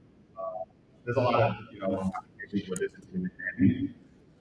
And the next one that I have, okay, so here is, so this is one of Kai's swarm architectures. And yeah, he calls this one the rearranged swarm architecture. So this use case would be for doing, I guess, preliminary research on ideas. So I know there's entrepreneurs and people who have business ideas in the audience. I know there's Ben here. There he is. Yeah. So he had an idea for a end-of-life document management SaaS platform.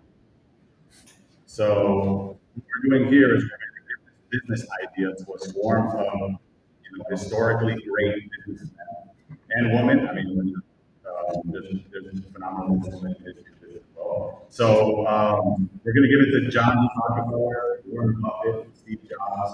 They're going to analyze the business idea. And then They're going to debate about it. Debating each other. So that's really our John D. Rockefeller giving business idea. I mean, obviously, it's kind of creative, but you can probably just use this. Maybe with contract negotiation, you can kind of like do scenarios, right? I think you play out, help you be prepared. But yeah, that's so I think well, we did three use cases. We did generating social marketing content on mass. So we did the document review in parallel to the page. And we did, I guess, content negotiation, simulation kind of scenarios. And is for screening candidates when they're needing help and communicating how to for your business. So this use case is where you'll get someone with resumes, maybe script profiles of the people you're working with, and you can feed that to AI and have a prompt where you're specifying who like AI will do recruiting, screening, all that for you, right? So if I need 3 resumes, I can work on that one this one. So here we're going to give a back resume. So I think Christian, you get it. So we're going to give my resume, your resume, a guy from San Francisco's resume. And we're going to say we're looking for an amazing programmer, right? And we're going to see who the AI selects, right? Right? I'm going to guess it's the guy from San Francisco. So let's go. So here we're going to drag, right? We're dropping, this could be 100, this could be 1,000 resumes, right? So here we have all the documents. Here we're going to say,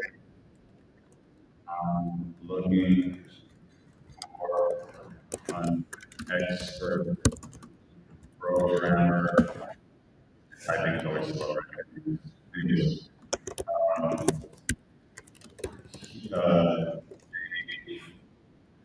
Need to break in iOS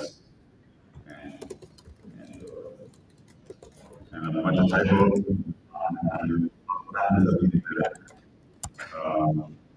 So yeah, what we're going to do, okay, I'm going to say, yeah,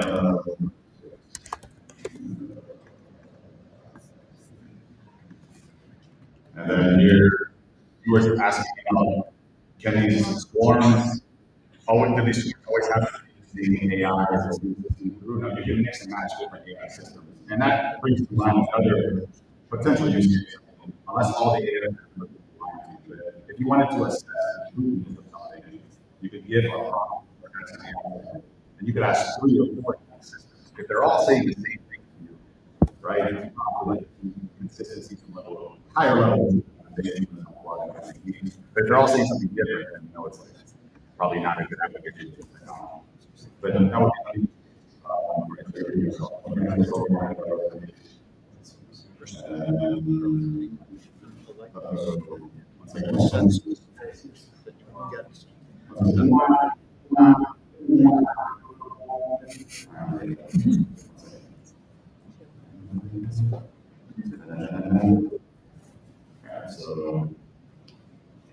grab our resume, give our prompts,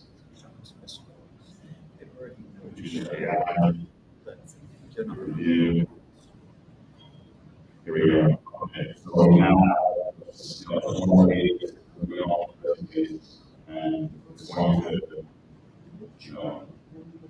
what is When this is done, past the HDMI.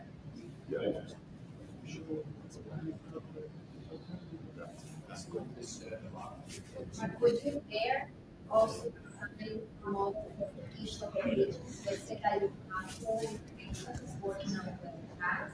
Mm-hmm.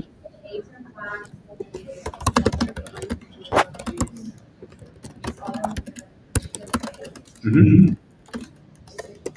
Yeah. The application that I built needs to be, you know, enhanced with that ease of use, but 100% to do that. And here's the UI. I just want that. So what we had, right? This is the review of this resume, right? So this candidate he has 10 years of experience, right? Blah blah blah. His resume does not All right, zoom in, yeah. Excuse me. Right. So yeah, it's kind of confusing, but like long story, what happened is we gave one resume to one agent, one to another one, right?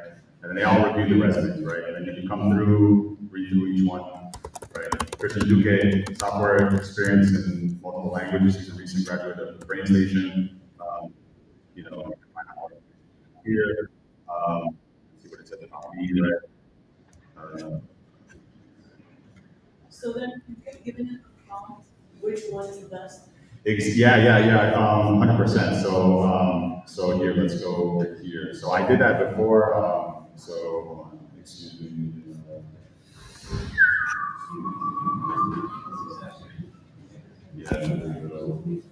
Oh yeah, we need to hurry up. Yeah, here we go. So you see here, there's different modes that you can, like we were talking about these different form architectures. So like for example, you could give all these resumes and you could give each resume to one agent as well, right? And then each agent could review it back, right? And you could then review it yourself. Another architecture would be like this hierarchical, different ways of organizing these ones, right? You could give a resume to the agent form, and you could have all those agents ask back their reviews for one. I guess you could call him the lead reviewer. He reviews all the reviews of the other ones, and then he chooses the best one. Right? So yeah, it's your creativity and not organizing. But yeah, that's great. I mean, that's like that's the book is that you send to 100 agents. Yeah. At the end of the day, you have to read where the 100 agents wrote relevant to one book. So how do you merge it all into one guy? You just summarize them with more agents. Well, here in the UI, I don't know if this lazy out. I mean, it's somewhat usable, but it could be better. Maybe we can work with you to make it more.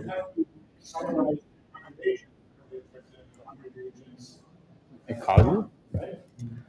It could just, like, the agents can call you and they'll speak to you. And they'll be like, this is page 1, like page 2.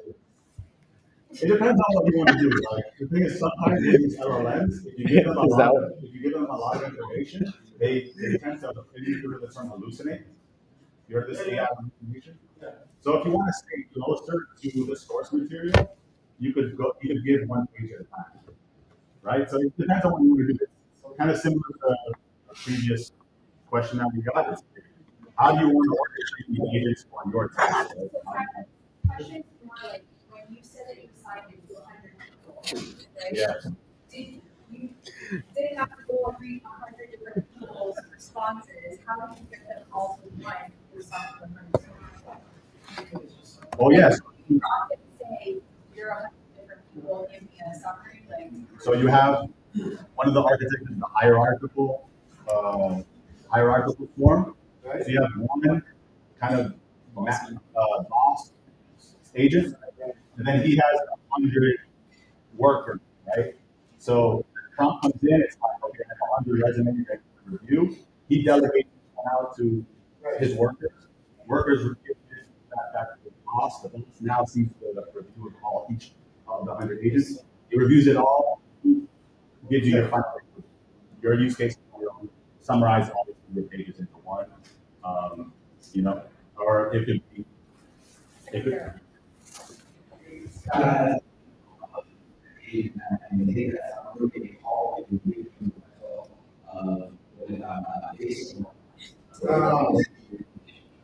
You have to take the summary and somehow that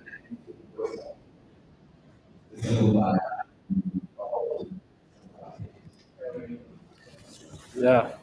So this is, I'm going to run he presented a no-code, very simple to use UI version of a Swarm.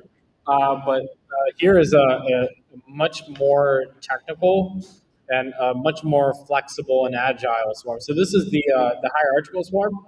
And so basically here we just say whatever task we want. So we say create a team of these people. In this situation, it's a team of go-to-market strategists. And then the boss is going to make each agent, and then for the boss, then we're gonna put all those agents into a spreadsheet, and then we're gonna get them to go to work basically. Oh yeah. So here we're saying create a swarm of go-to-market strategists that are specialized in launching new products in swarms of agents. The agents must output a detailed go-to-market strategy for launching a new product in the market. The agents should be specialized with different perspectives of business, marketing, sales, and product development. And then the product is a swarm of agents, basically us. We're the product. After this, I'll be asking people what they would want to see, so you can play around with it and just get a feel for the power of the system. The bosses. We don't. This is the only input that we're giving. That's it. So that right there, what you just saw, is all those agents running. So I don't know how many agents there are yet, but we're going to see the spreadsheet. So from the looks of it, we just had 4 agents run a couple of times. So this is going to generate a spreadsheet.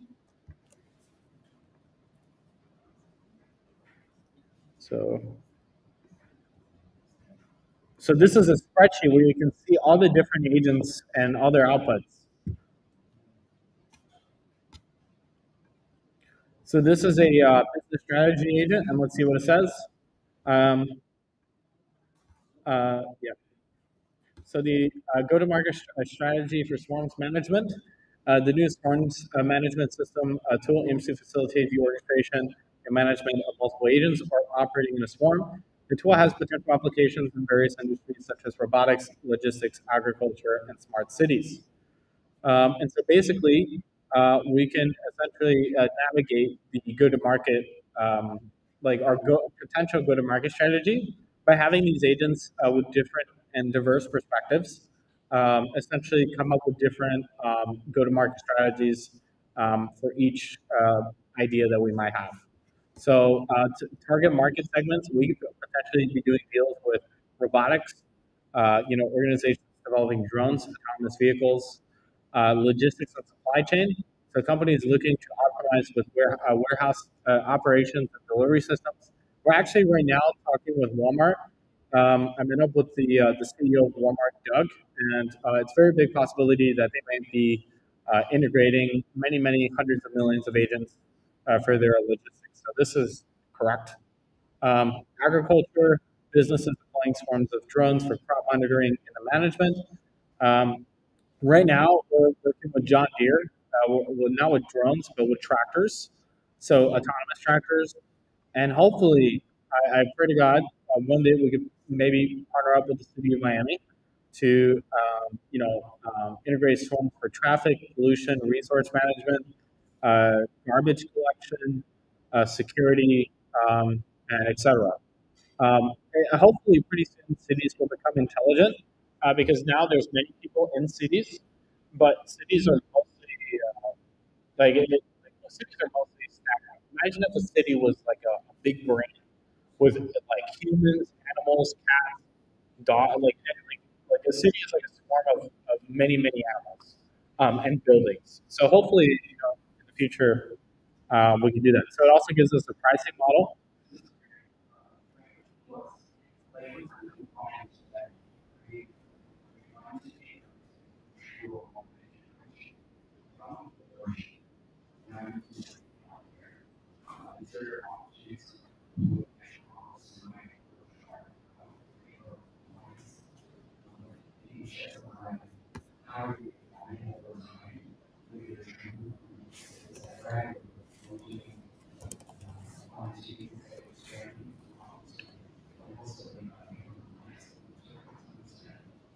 So the demo I just presented, the spreadsheet swarm, this swarm right here is running mostly locally.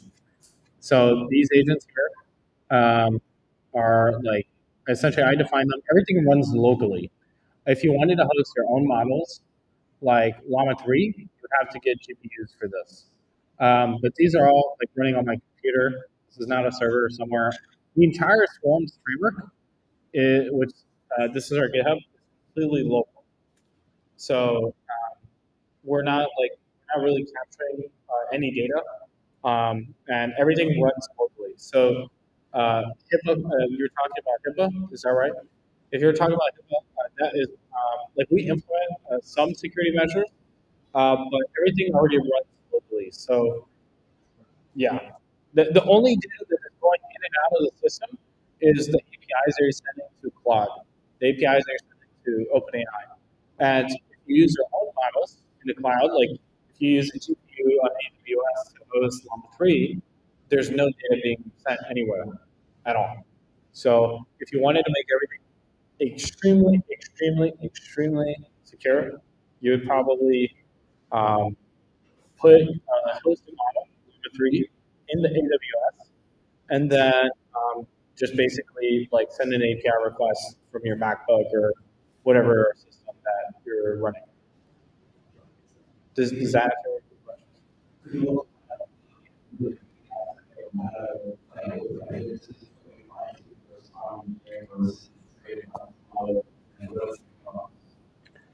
Yeah, that's a good question. So fine tuning is very complicated and very, very costly. And so prompt engineering is the simplest tuning you can do to make an agent better.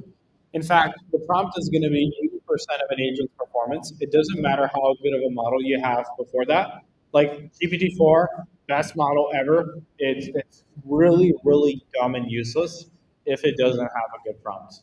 Like it just will not do anything you wish. So prompt engineering is like number one. Second, it's for like in optimizing agents. Number one, prompt engineering. Second would be RAG, so integrating long-form memory. But that does add some additional complexity to your application.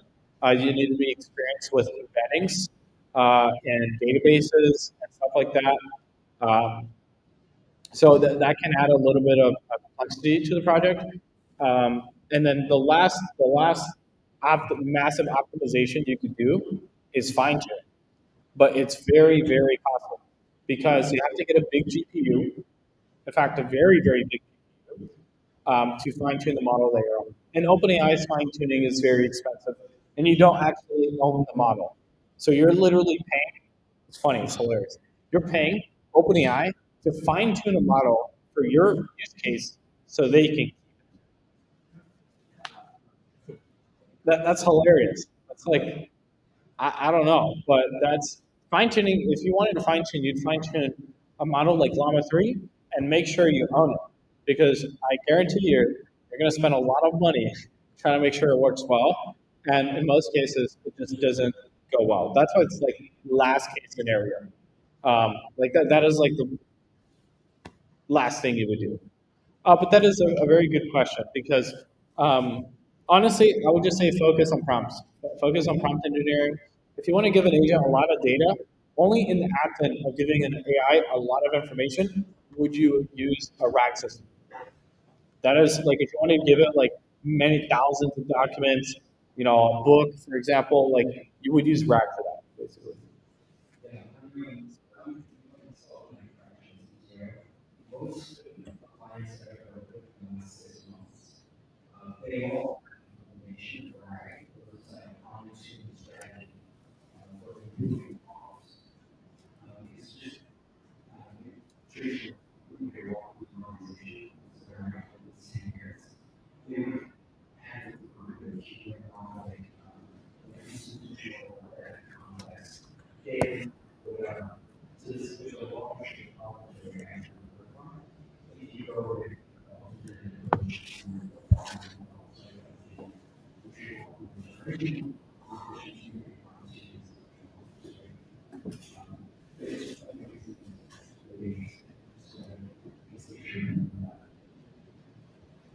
Yeah, RAG is much simpler to implement than fine tuning. You need to like have experience in like linear algebra, calculus. Like you need to be able like to manipulate the internal mechanisms of a model, which is not very easy, even for me, and for other people that have been doing this for some time now. So it can be very costly.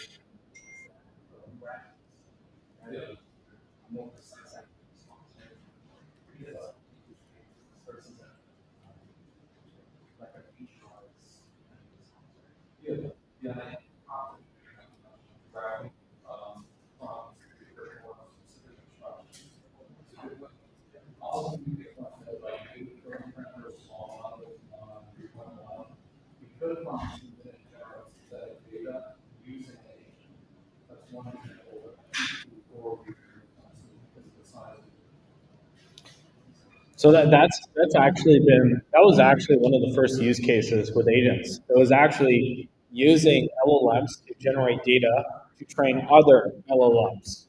So and that's actually we're gonna be doing that on a pretty massive scale too, generating like raw data to train agents specialized just for marketing, law, accounting, finance, programming. Like that would essentially be like if you wanted to create your own agents that are really, really, really, really good for very specific things, that's when you would sort to fine tune.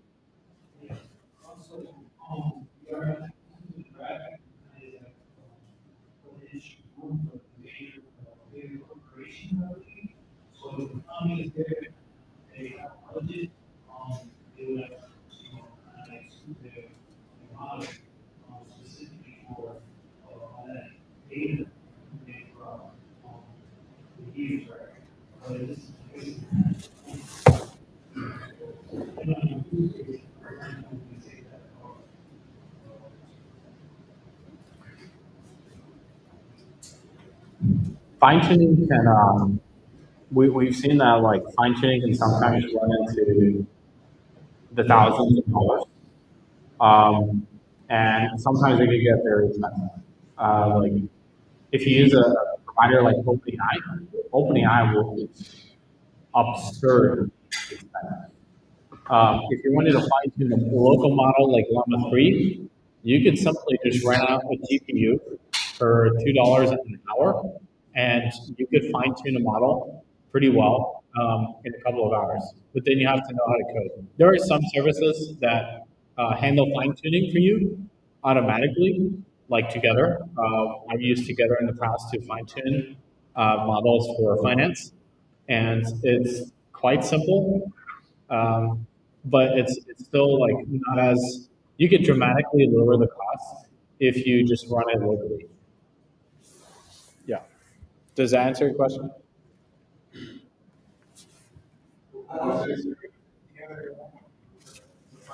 What was that? Together. They're called Together. Yeah, it's kind of simple, but not really. You need to upload. Well, first you need a data set, right? Then you need to create. You need to put the data set in a specific format, and then you submit it to Together. But it can be tricky because to be good at fine tuning means that you need to know how models think. To know how models think at a very deep level, you need to know like extremely advanced forms of math. Advanced calculus, multivariate calculus, linear algebra, and if you know like the deep mathematical algorithms behind these models, fine tuning for you can be very, very easy. If you don't know these algorithms really well, it's impossible. It's like magic, basically. So those are some things to keep in mind. Now I want to ask you very lovely human beings for some ideas. What would you like to see? This is the hierarchical swarm, so we can be creative. We can see anything.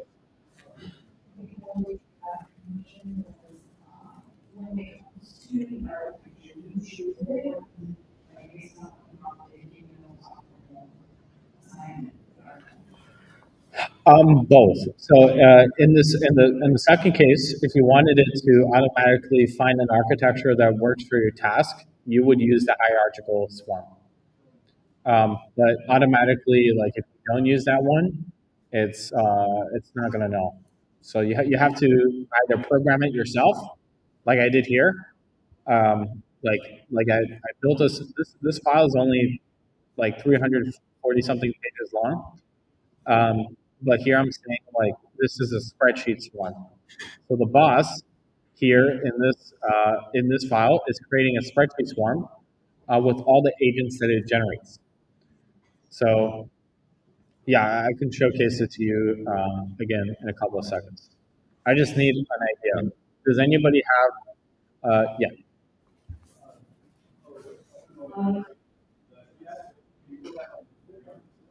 What was that? Oh, I think I am.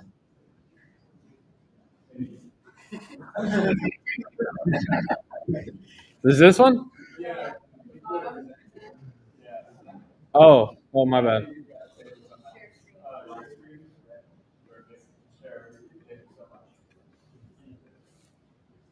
Hey, what's up? All right. Yeah.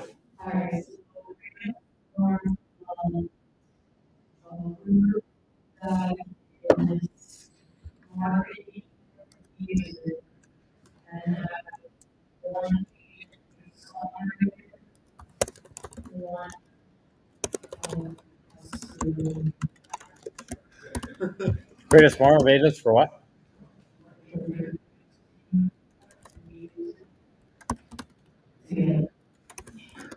Like that? Yeah.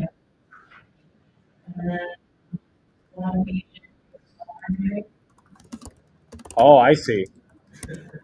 I see now.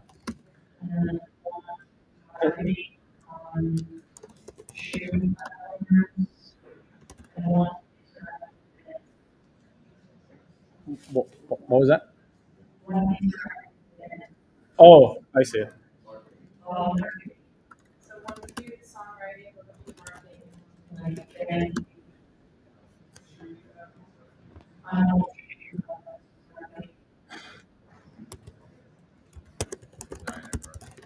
This is,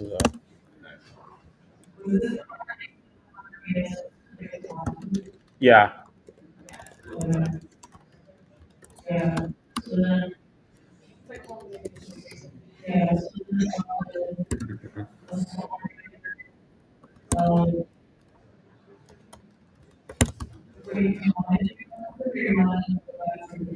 Let's see what happens.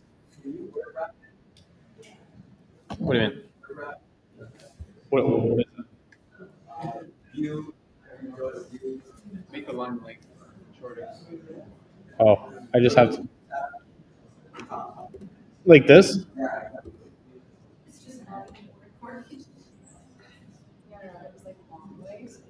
So now all the agents are running. It's running very fast. We just ran, I don't know how many agents, but like they're running.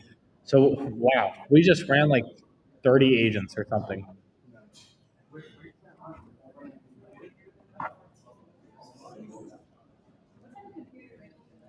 You can run, like I said, you can run like thousands of agents on a simple MacBook.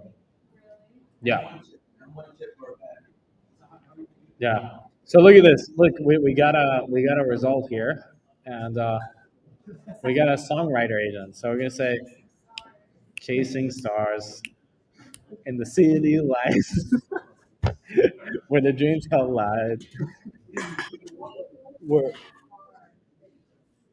yeah, you say right here.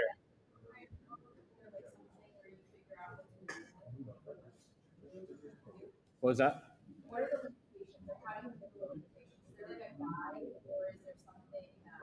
You just gotta see. I don't know. You just gotta figure it out. You just gotta just keep. Yeah, just keep pushing the limits. You know. Can I ask a question? Yeah. I have more regarding prompting. So there's like an old adage in machine learning, garbage in, garbage out. And I'm sure like all of us have seen and used GPT before. If one of us doesn't specify our prompt correctly, we're going to get a bunch of garbage that models don't simply have in the context for certain use cases that we do day to day. And mostly I was curious about advice for all of us into how we can better prompt to specify the tasks that we want done to agents in more of like the user education kind of point of with you? Do you have any like advice, guidelines, heuristics as to how you specify the tasks that you want done to these LLMs? So I'm gonna show you a website that I think is really cool. No, something much. So there is actually this. So there's this website called promptingguide.ai that shows you how to prompt really well. So there's different prompting techniques like zero shot, few shot learning, and the best format that I have seen is essentially like you have instructions. So you say you have like 5 bullet points of how you want the agents to do something, and then you say then you give an example. So you first give it instructions, and then you give examples. And by far, this is undoubtedly the most effective prompting technique that I have seen. But the instructions have to be like pretty lengthy. Like I'm going to show you our marketplace, the agent marketplace, where you can essentially like find prompts that have been pre-built for different tasks and also agents. And so I'm going to look for a random prompt so I can show you.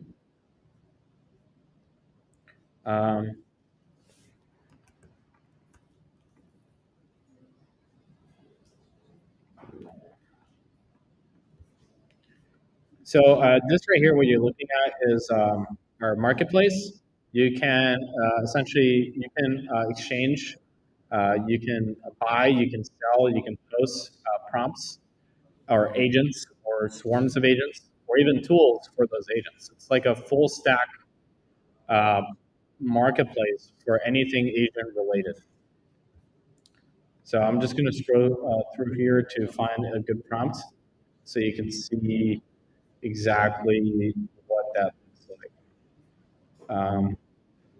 But good, so the way that I typically like doing this is that you have a really good, and long system prompt that has the instructions. No, not that one.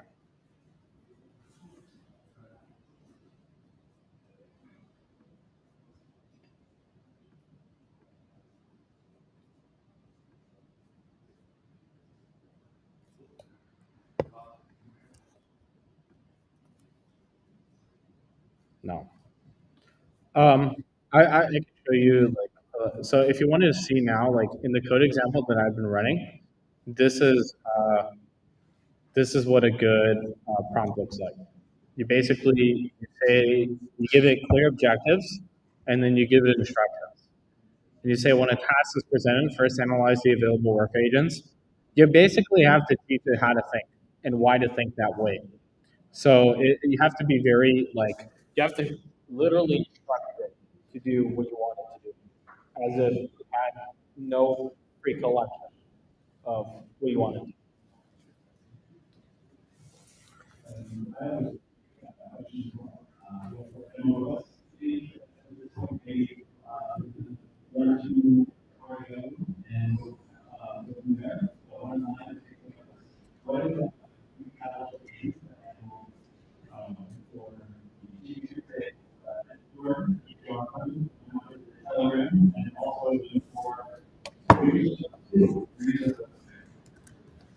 All right.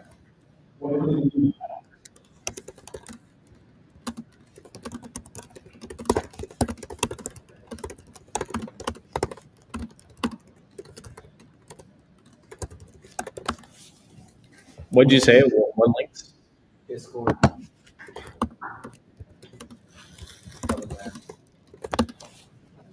Can you send me the Telegram link? I don't have Telegram on my computer.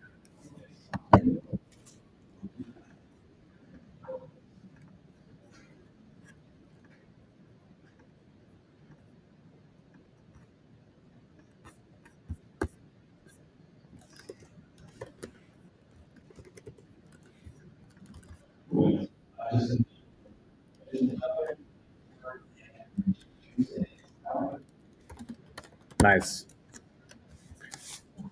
So what he he wants to build QR codes for GPT Tuesday by essentially telling these agents to build these QR codes. So to get QR codes typically costs a lot of money. So you gotta pay Adobe or whatever. So we're gonna generate the code that will generate a QR code for these links for free by having these agents generate code. So the agents are getting to work right now, and we're gonna see the output here pretty soon.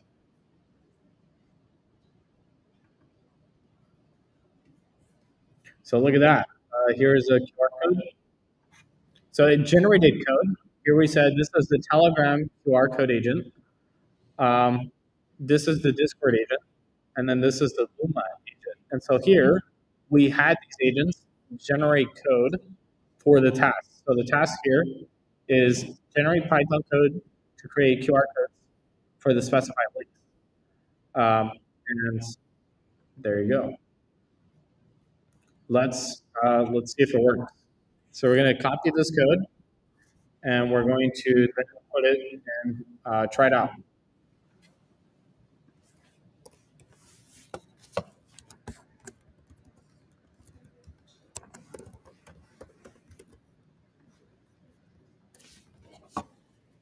Again, this is pretty QR codes. So let's see. Yeah. No, wrong one.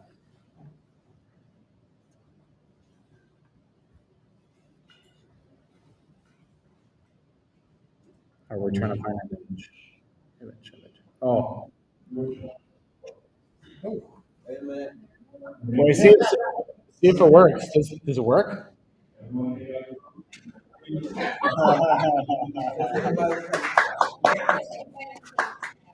Oh. Oh, we'll try again. Yeah. Wait, I'm gonna.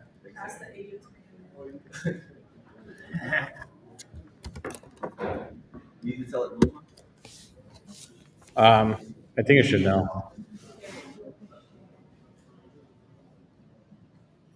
Well, actually, let's. So I made multiple. Let's see. Which one? Okay. Me no. Yeah. Wait, let's see if this one. This is the Luma. Okay, this is Luma. Let's see if. Okay, so this one I know for sure will probably work. Hopefully. Yeah.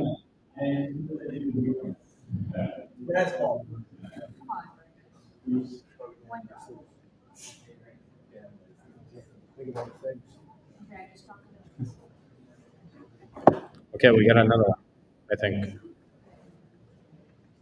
All right, let's go to another one. This might be the Luma. Another one. Another. Let's go. Yeah.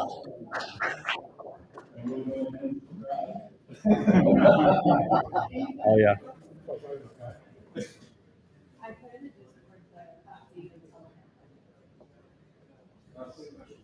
So how are you doing the orchestration project? Like, are you doing leader election algorithm or EXC? I'm just curious about the method by which you're doing your orchestration of the area.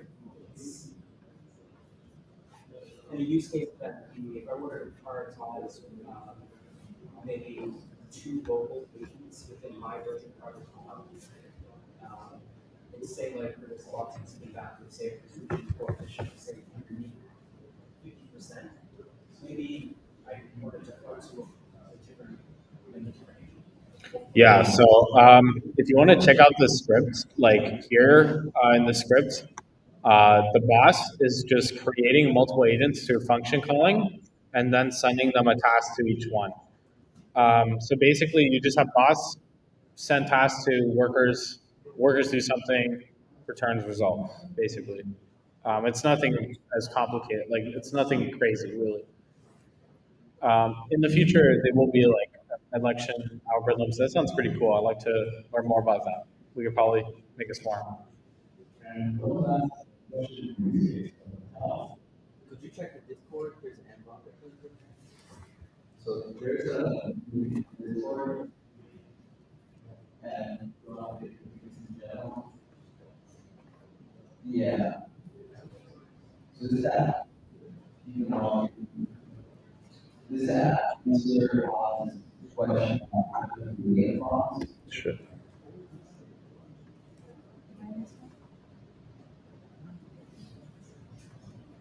So, okay, it'll actually generate a prompt by the time you go question will actually let that out for you. Yeah. What was that? Oh, yeah. Boy, actually, now I don't know which one is which. How do you know? Oh. This is the Luma one. Yeah, no.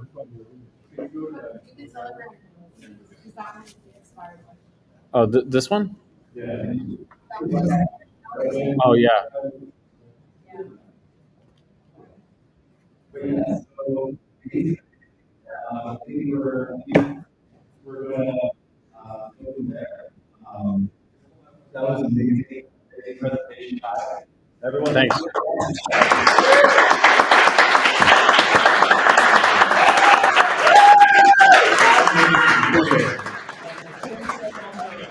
Thanks.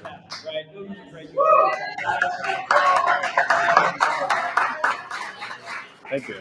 Amazing. All I can say is that I'm so excited about this collaboration partnership with Miami Dade College, AI Center. This is what we do every week. Innovative, brilliant minds, as Kai Gomez, of Swarm Corporation. Everyone. The Galactic Swarms Corporation. That's right. It's actually something. 100%. What's the name of it again? The Galactic Swarm Corporation. It really is. It's going to be true. At some point, it'll be across the campus. So, without further ado, I want to thank you to everyone here for attending very quick event.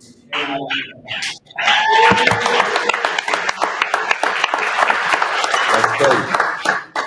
This is one of many. We're going to be providing not only the AI education every week on Tuesday, but we're going to be expand well by workshops, mentorship, etc. Speaking of which, I want to do a few announcements and a few note updates on our upcoming events. So we have on what is it, September 6th. September 6th. I am Tuesday. Swarms and Tuesday having collaboration. We're doing a workshop. We're excited to do it. So if anyone wants to learn how to do this more hands-on and really get your hands during the code and build automation and automating this process, we use Swarms as a framework and really to on September 6th. My experience as well, and ensure that and also tomorrow, on Wednesday, we have software internals. Alex, you want to say something about it?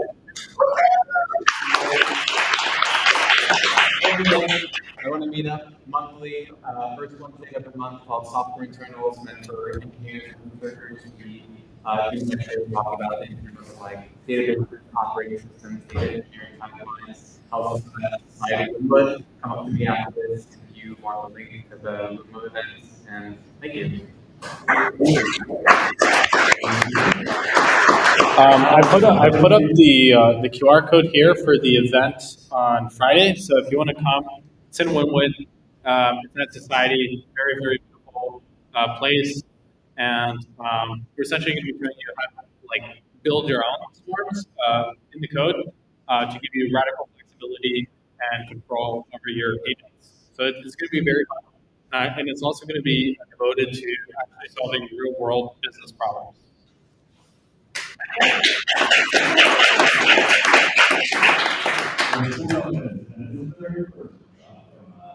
Tuesday, working on this in my own a few weeks now, and I'm very excited to keep releasing this.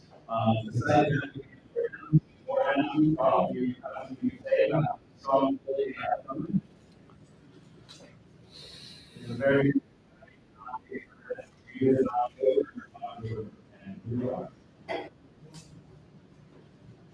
Hey, I'm calling, so we have a strong AI supplement, over 9%. So you spend most of the terms of users who want to get issues with those companies by end. And we want to get homes on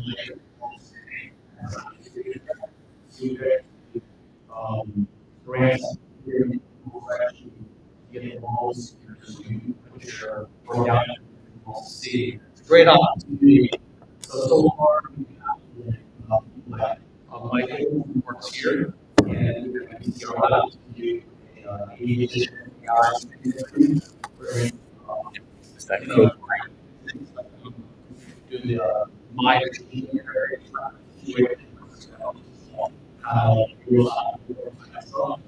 cool stuff. So something that we also manage on automation that we're looking at a lot of people as well. So you're not how could I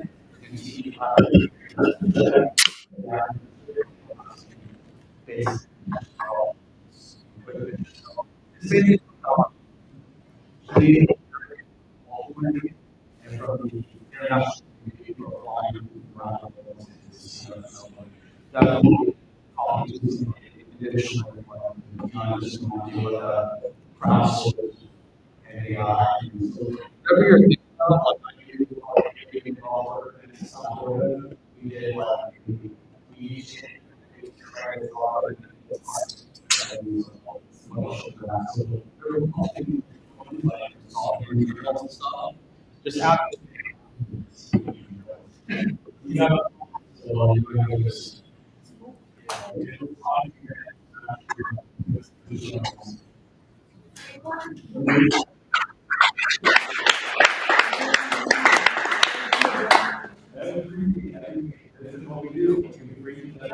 Motivation so that we can create amazing things that we learn, we can say we can put together conferences, summits, workshops, and we also make incredible events. We have great and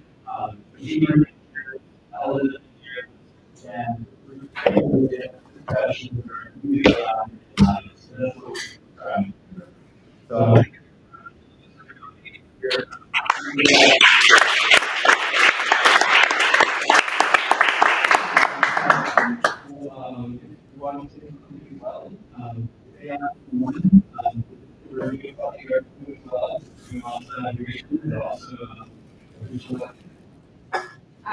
Yes, September 17th on a Tuesday, exceptionally.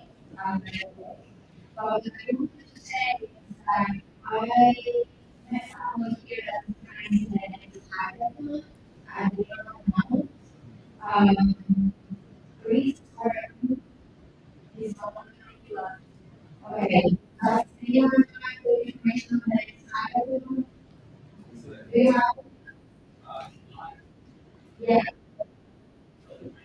Yeah. Can we share maybe they're interested?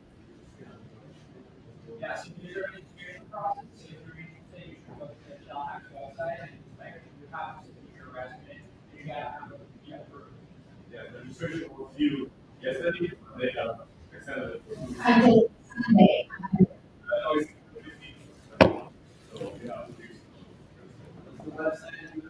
Yes. Only Sunday.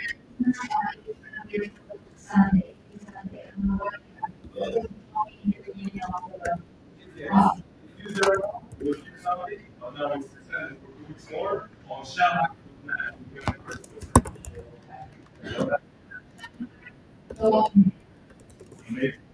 thank you. Yeah. Amazing.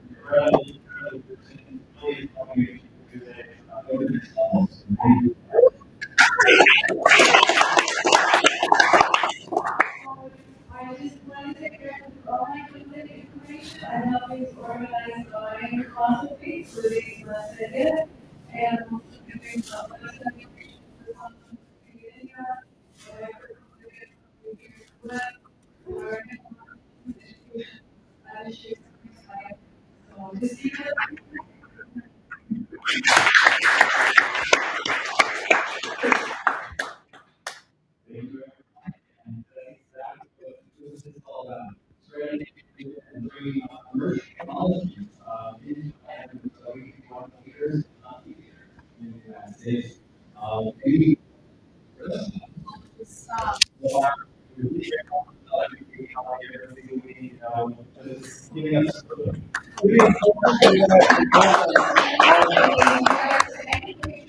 or even preventive I can choose it from other who's working on it and just grant me on if you have any just want to tell you guys.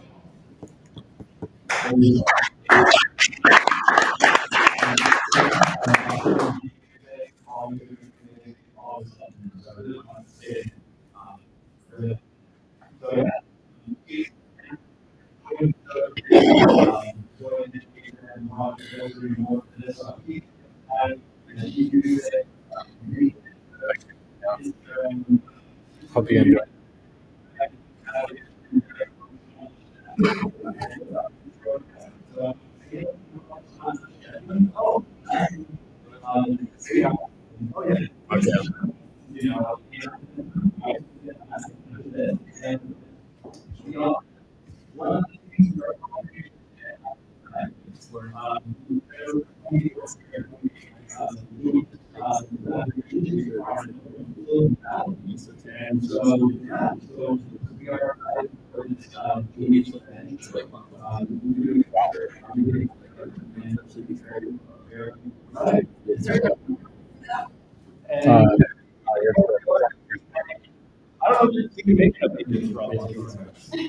What was that? Yeah. For the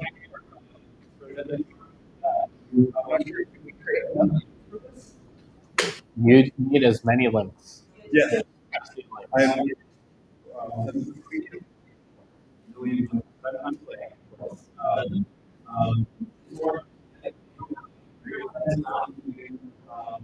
Run this quick and without then you'll have a big conversation.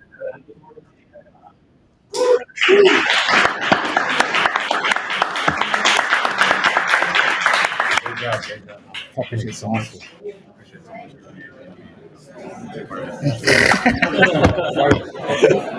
No, thanks for having me. Please, come through.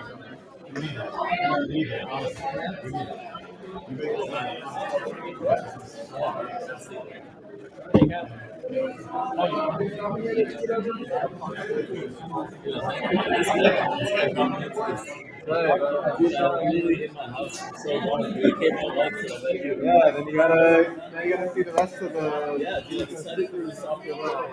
Yeah, it's gonna be good tomorrow. That makes me want to do a talk about something. I would love to. Next month. You're open to. Yeah, I would love to. I'll come up with some. Yeah, dude. You know? Do something. Like, make it for somebody like yourself. Yeah. Exactly. If you were in the audience, what would you present to yourself? Right. Think of it like that. Maybe it's AI focused, maybe like something to do with Like, honestly, just like assembling PDFs or however you do it. Or exactly. Assembling like complex chains and like also thinking about maybe what data it's trained on and then how the AI would actually output in different things. You know? stuff like that. I think some cool stuff. Think about it. Think about it. A lot of time.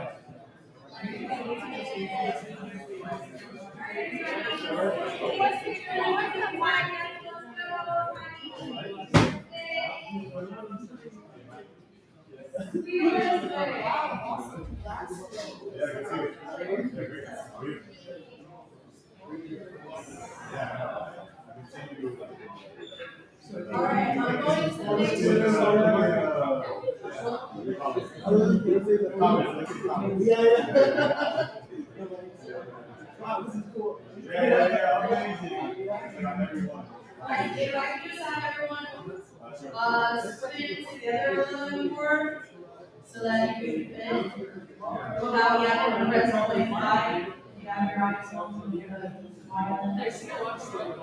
Guys, do you want to get a little bit shorter here? You want to get it? That should be good. The people that are short or hidden, if you're not taller than the person in front of you, I can't see your face. I'm telling you that right now. Okay. If you want to move, I'm going to try to go up a little so that I can sneak in some faces. Everybody say, hey guys! Yeah. Everybody say, woo! Woo! With a little arm action. Yeah, I like arm action over there. Woo! Awesome. Now wait, I want to.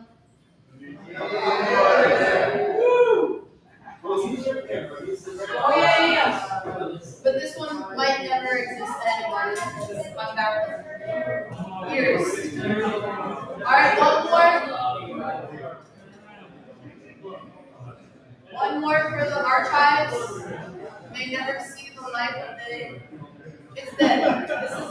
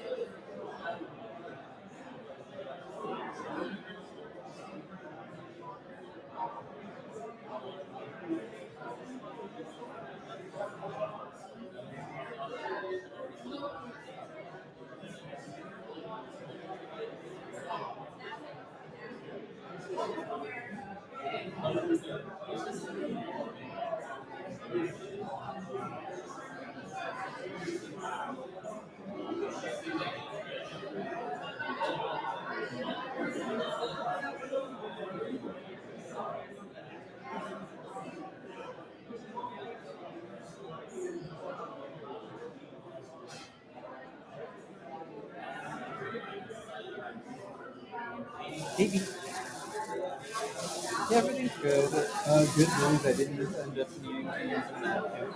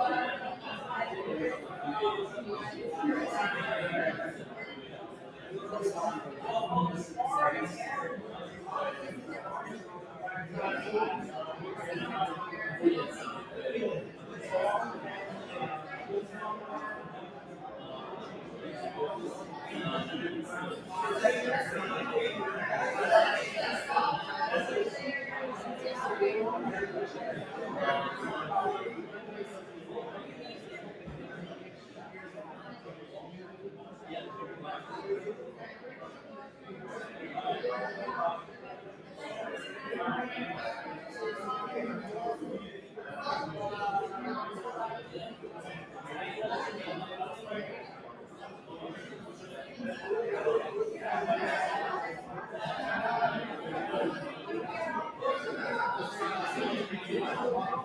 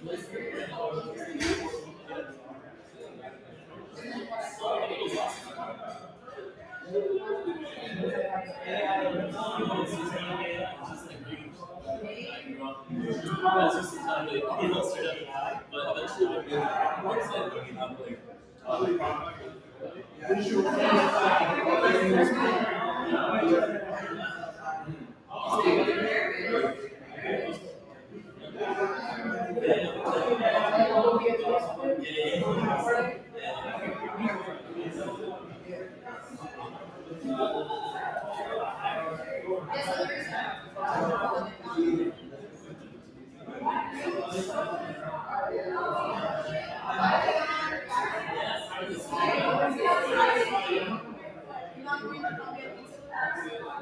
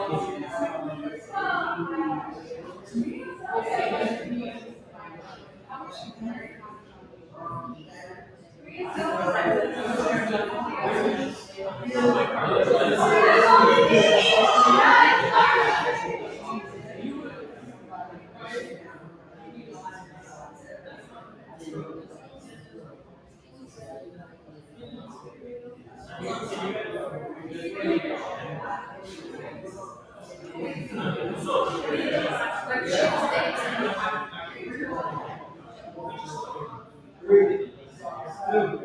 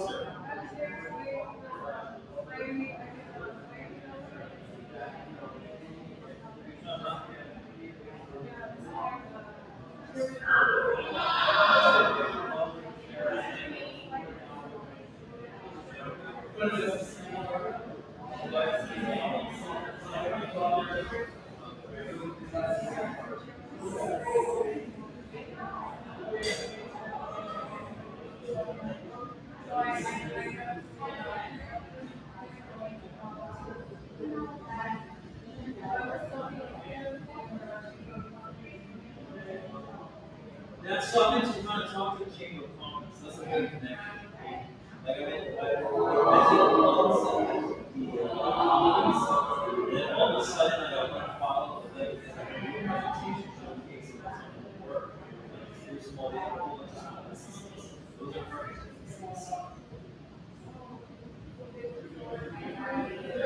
Yeah, those are really, those are solid things. Like, I feel like you can't go out like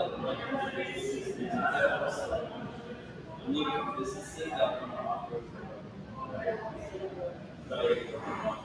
So like incredible, like yesterday, she does like local grants too. She does grants. She got grants. You guys like she did it. Or people grants is available for you guys right now if you want to. Is that part of the grant? Oh, there's a grant? Okay. You tell me.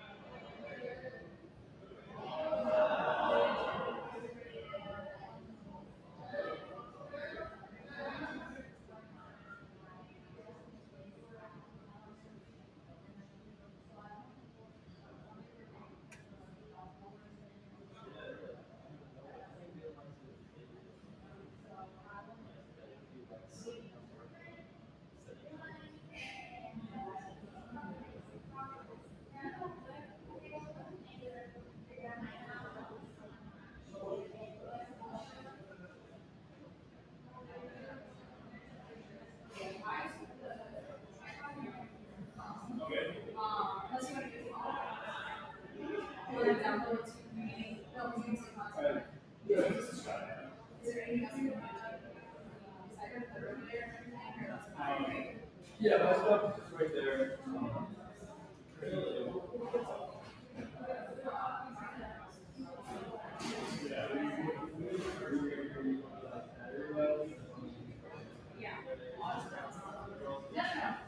Did you see the robot dog? Yes. This was amazing. Yeah. What I like about it Like, too. and it was actually like really good. Yeah. The basic songs. Do you hear how this builds?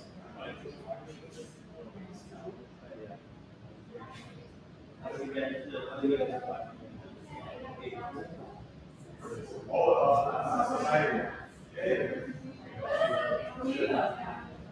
Yeah. It was inevitable. Right, I mean, it was to be expected.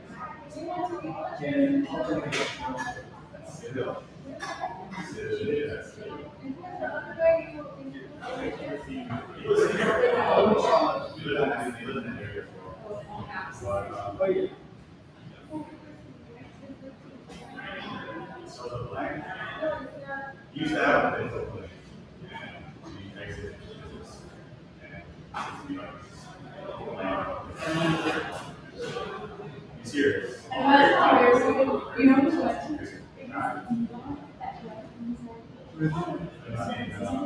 Yeah, and then you went away. Yeah, I make sure I follow right. In the thing with the speaker in the elevator. No. So he walks up to the front and he's like,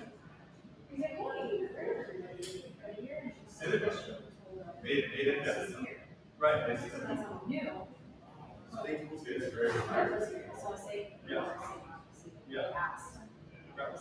Yeah. I went 2 days ago.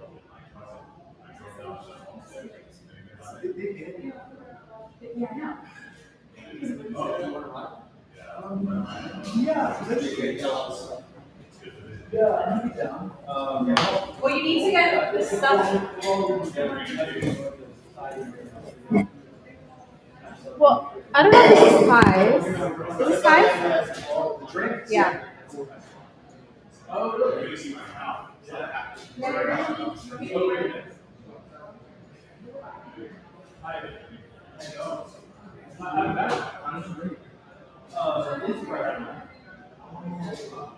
Can we do plastic bags or no? I got that. Okay. Do we have that?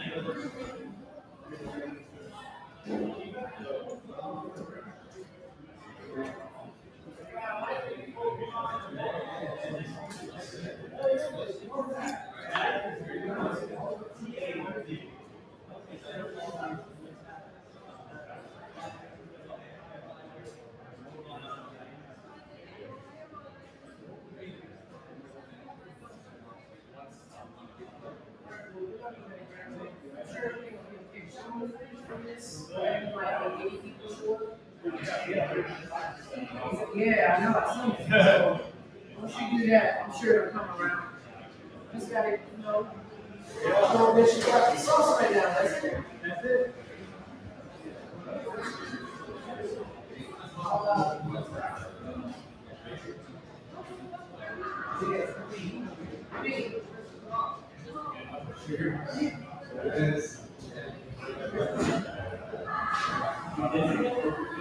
Yes.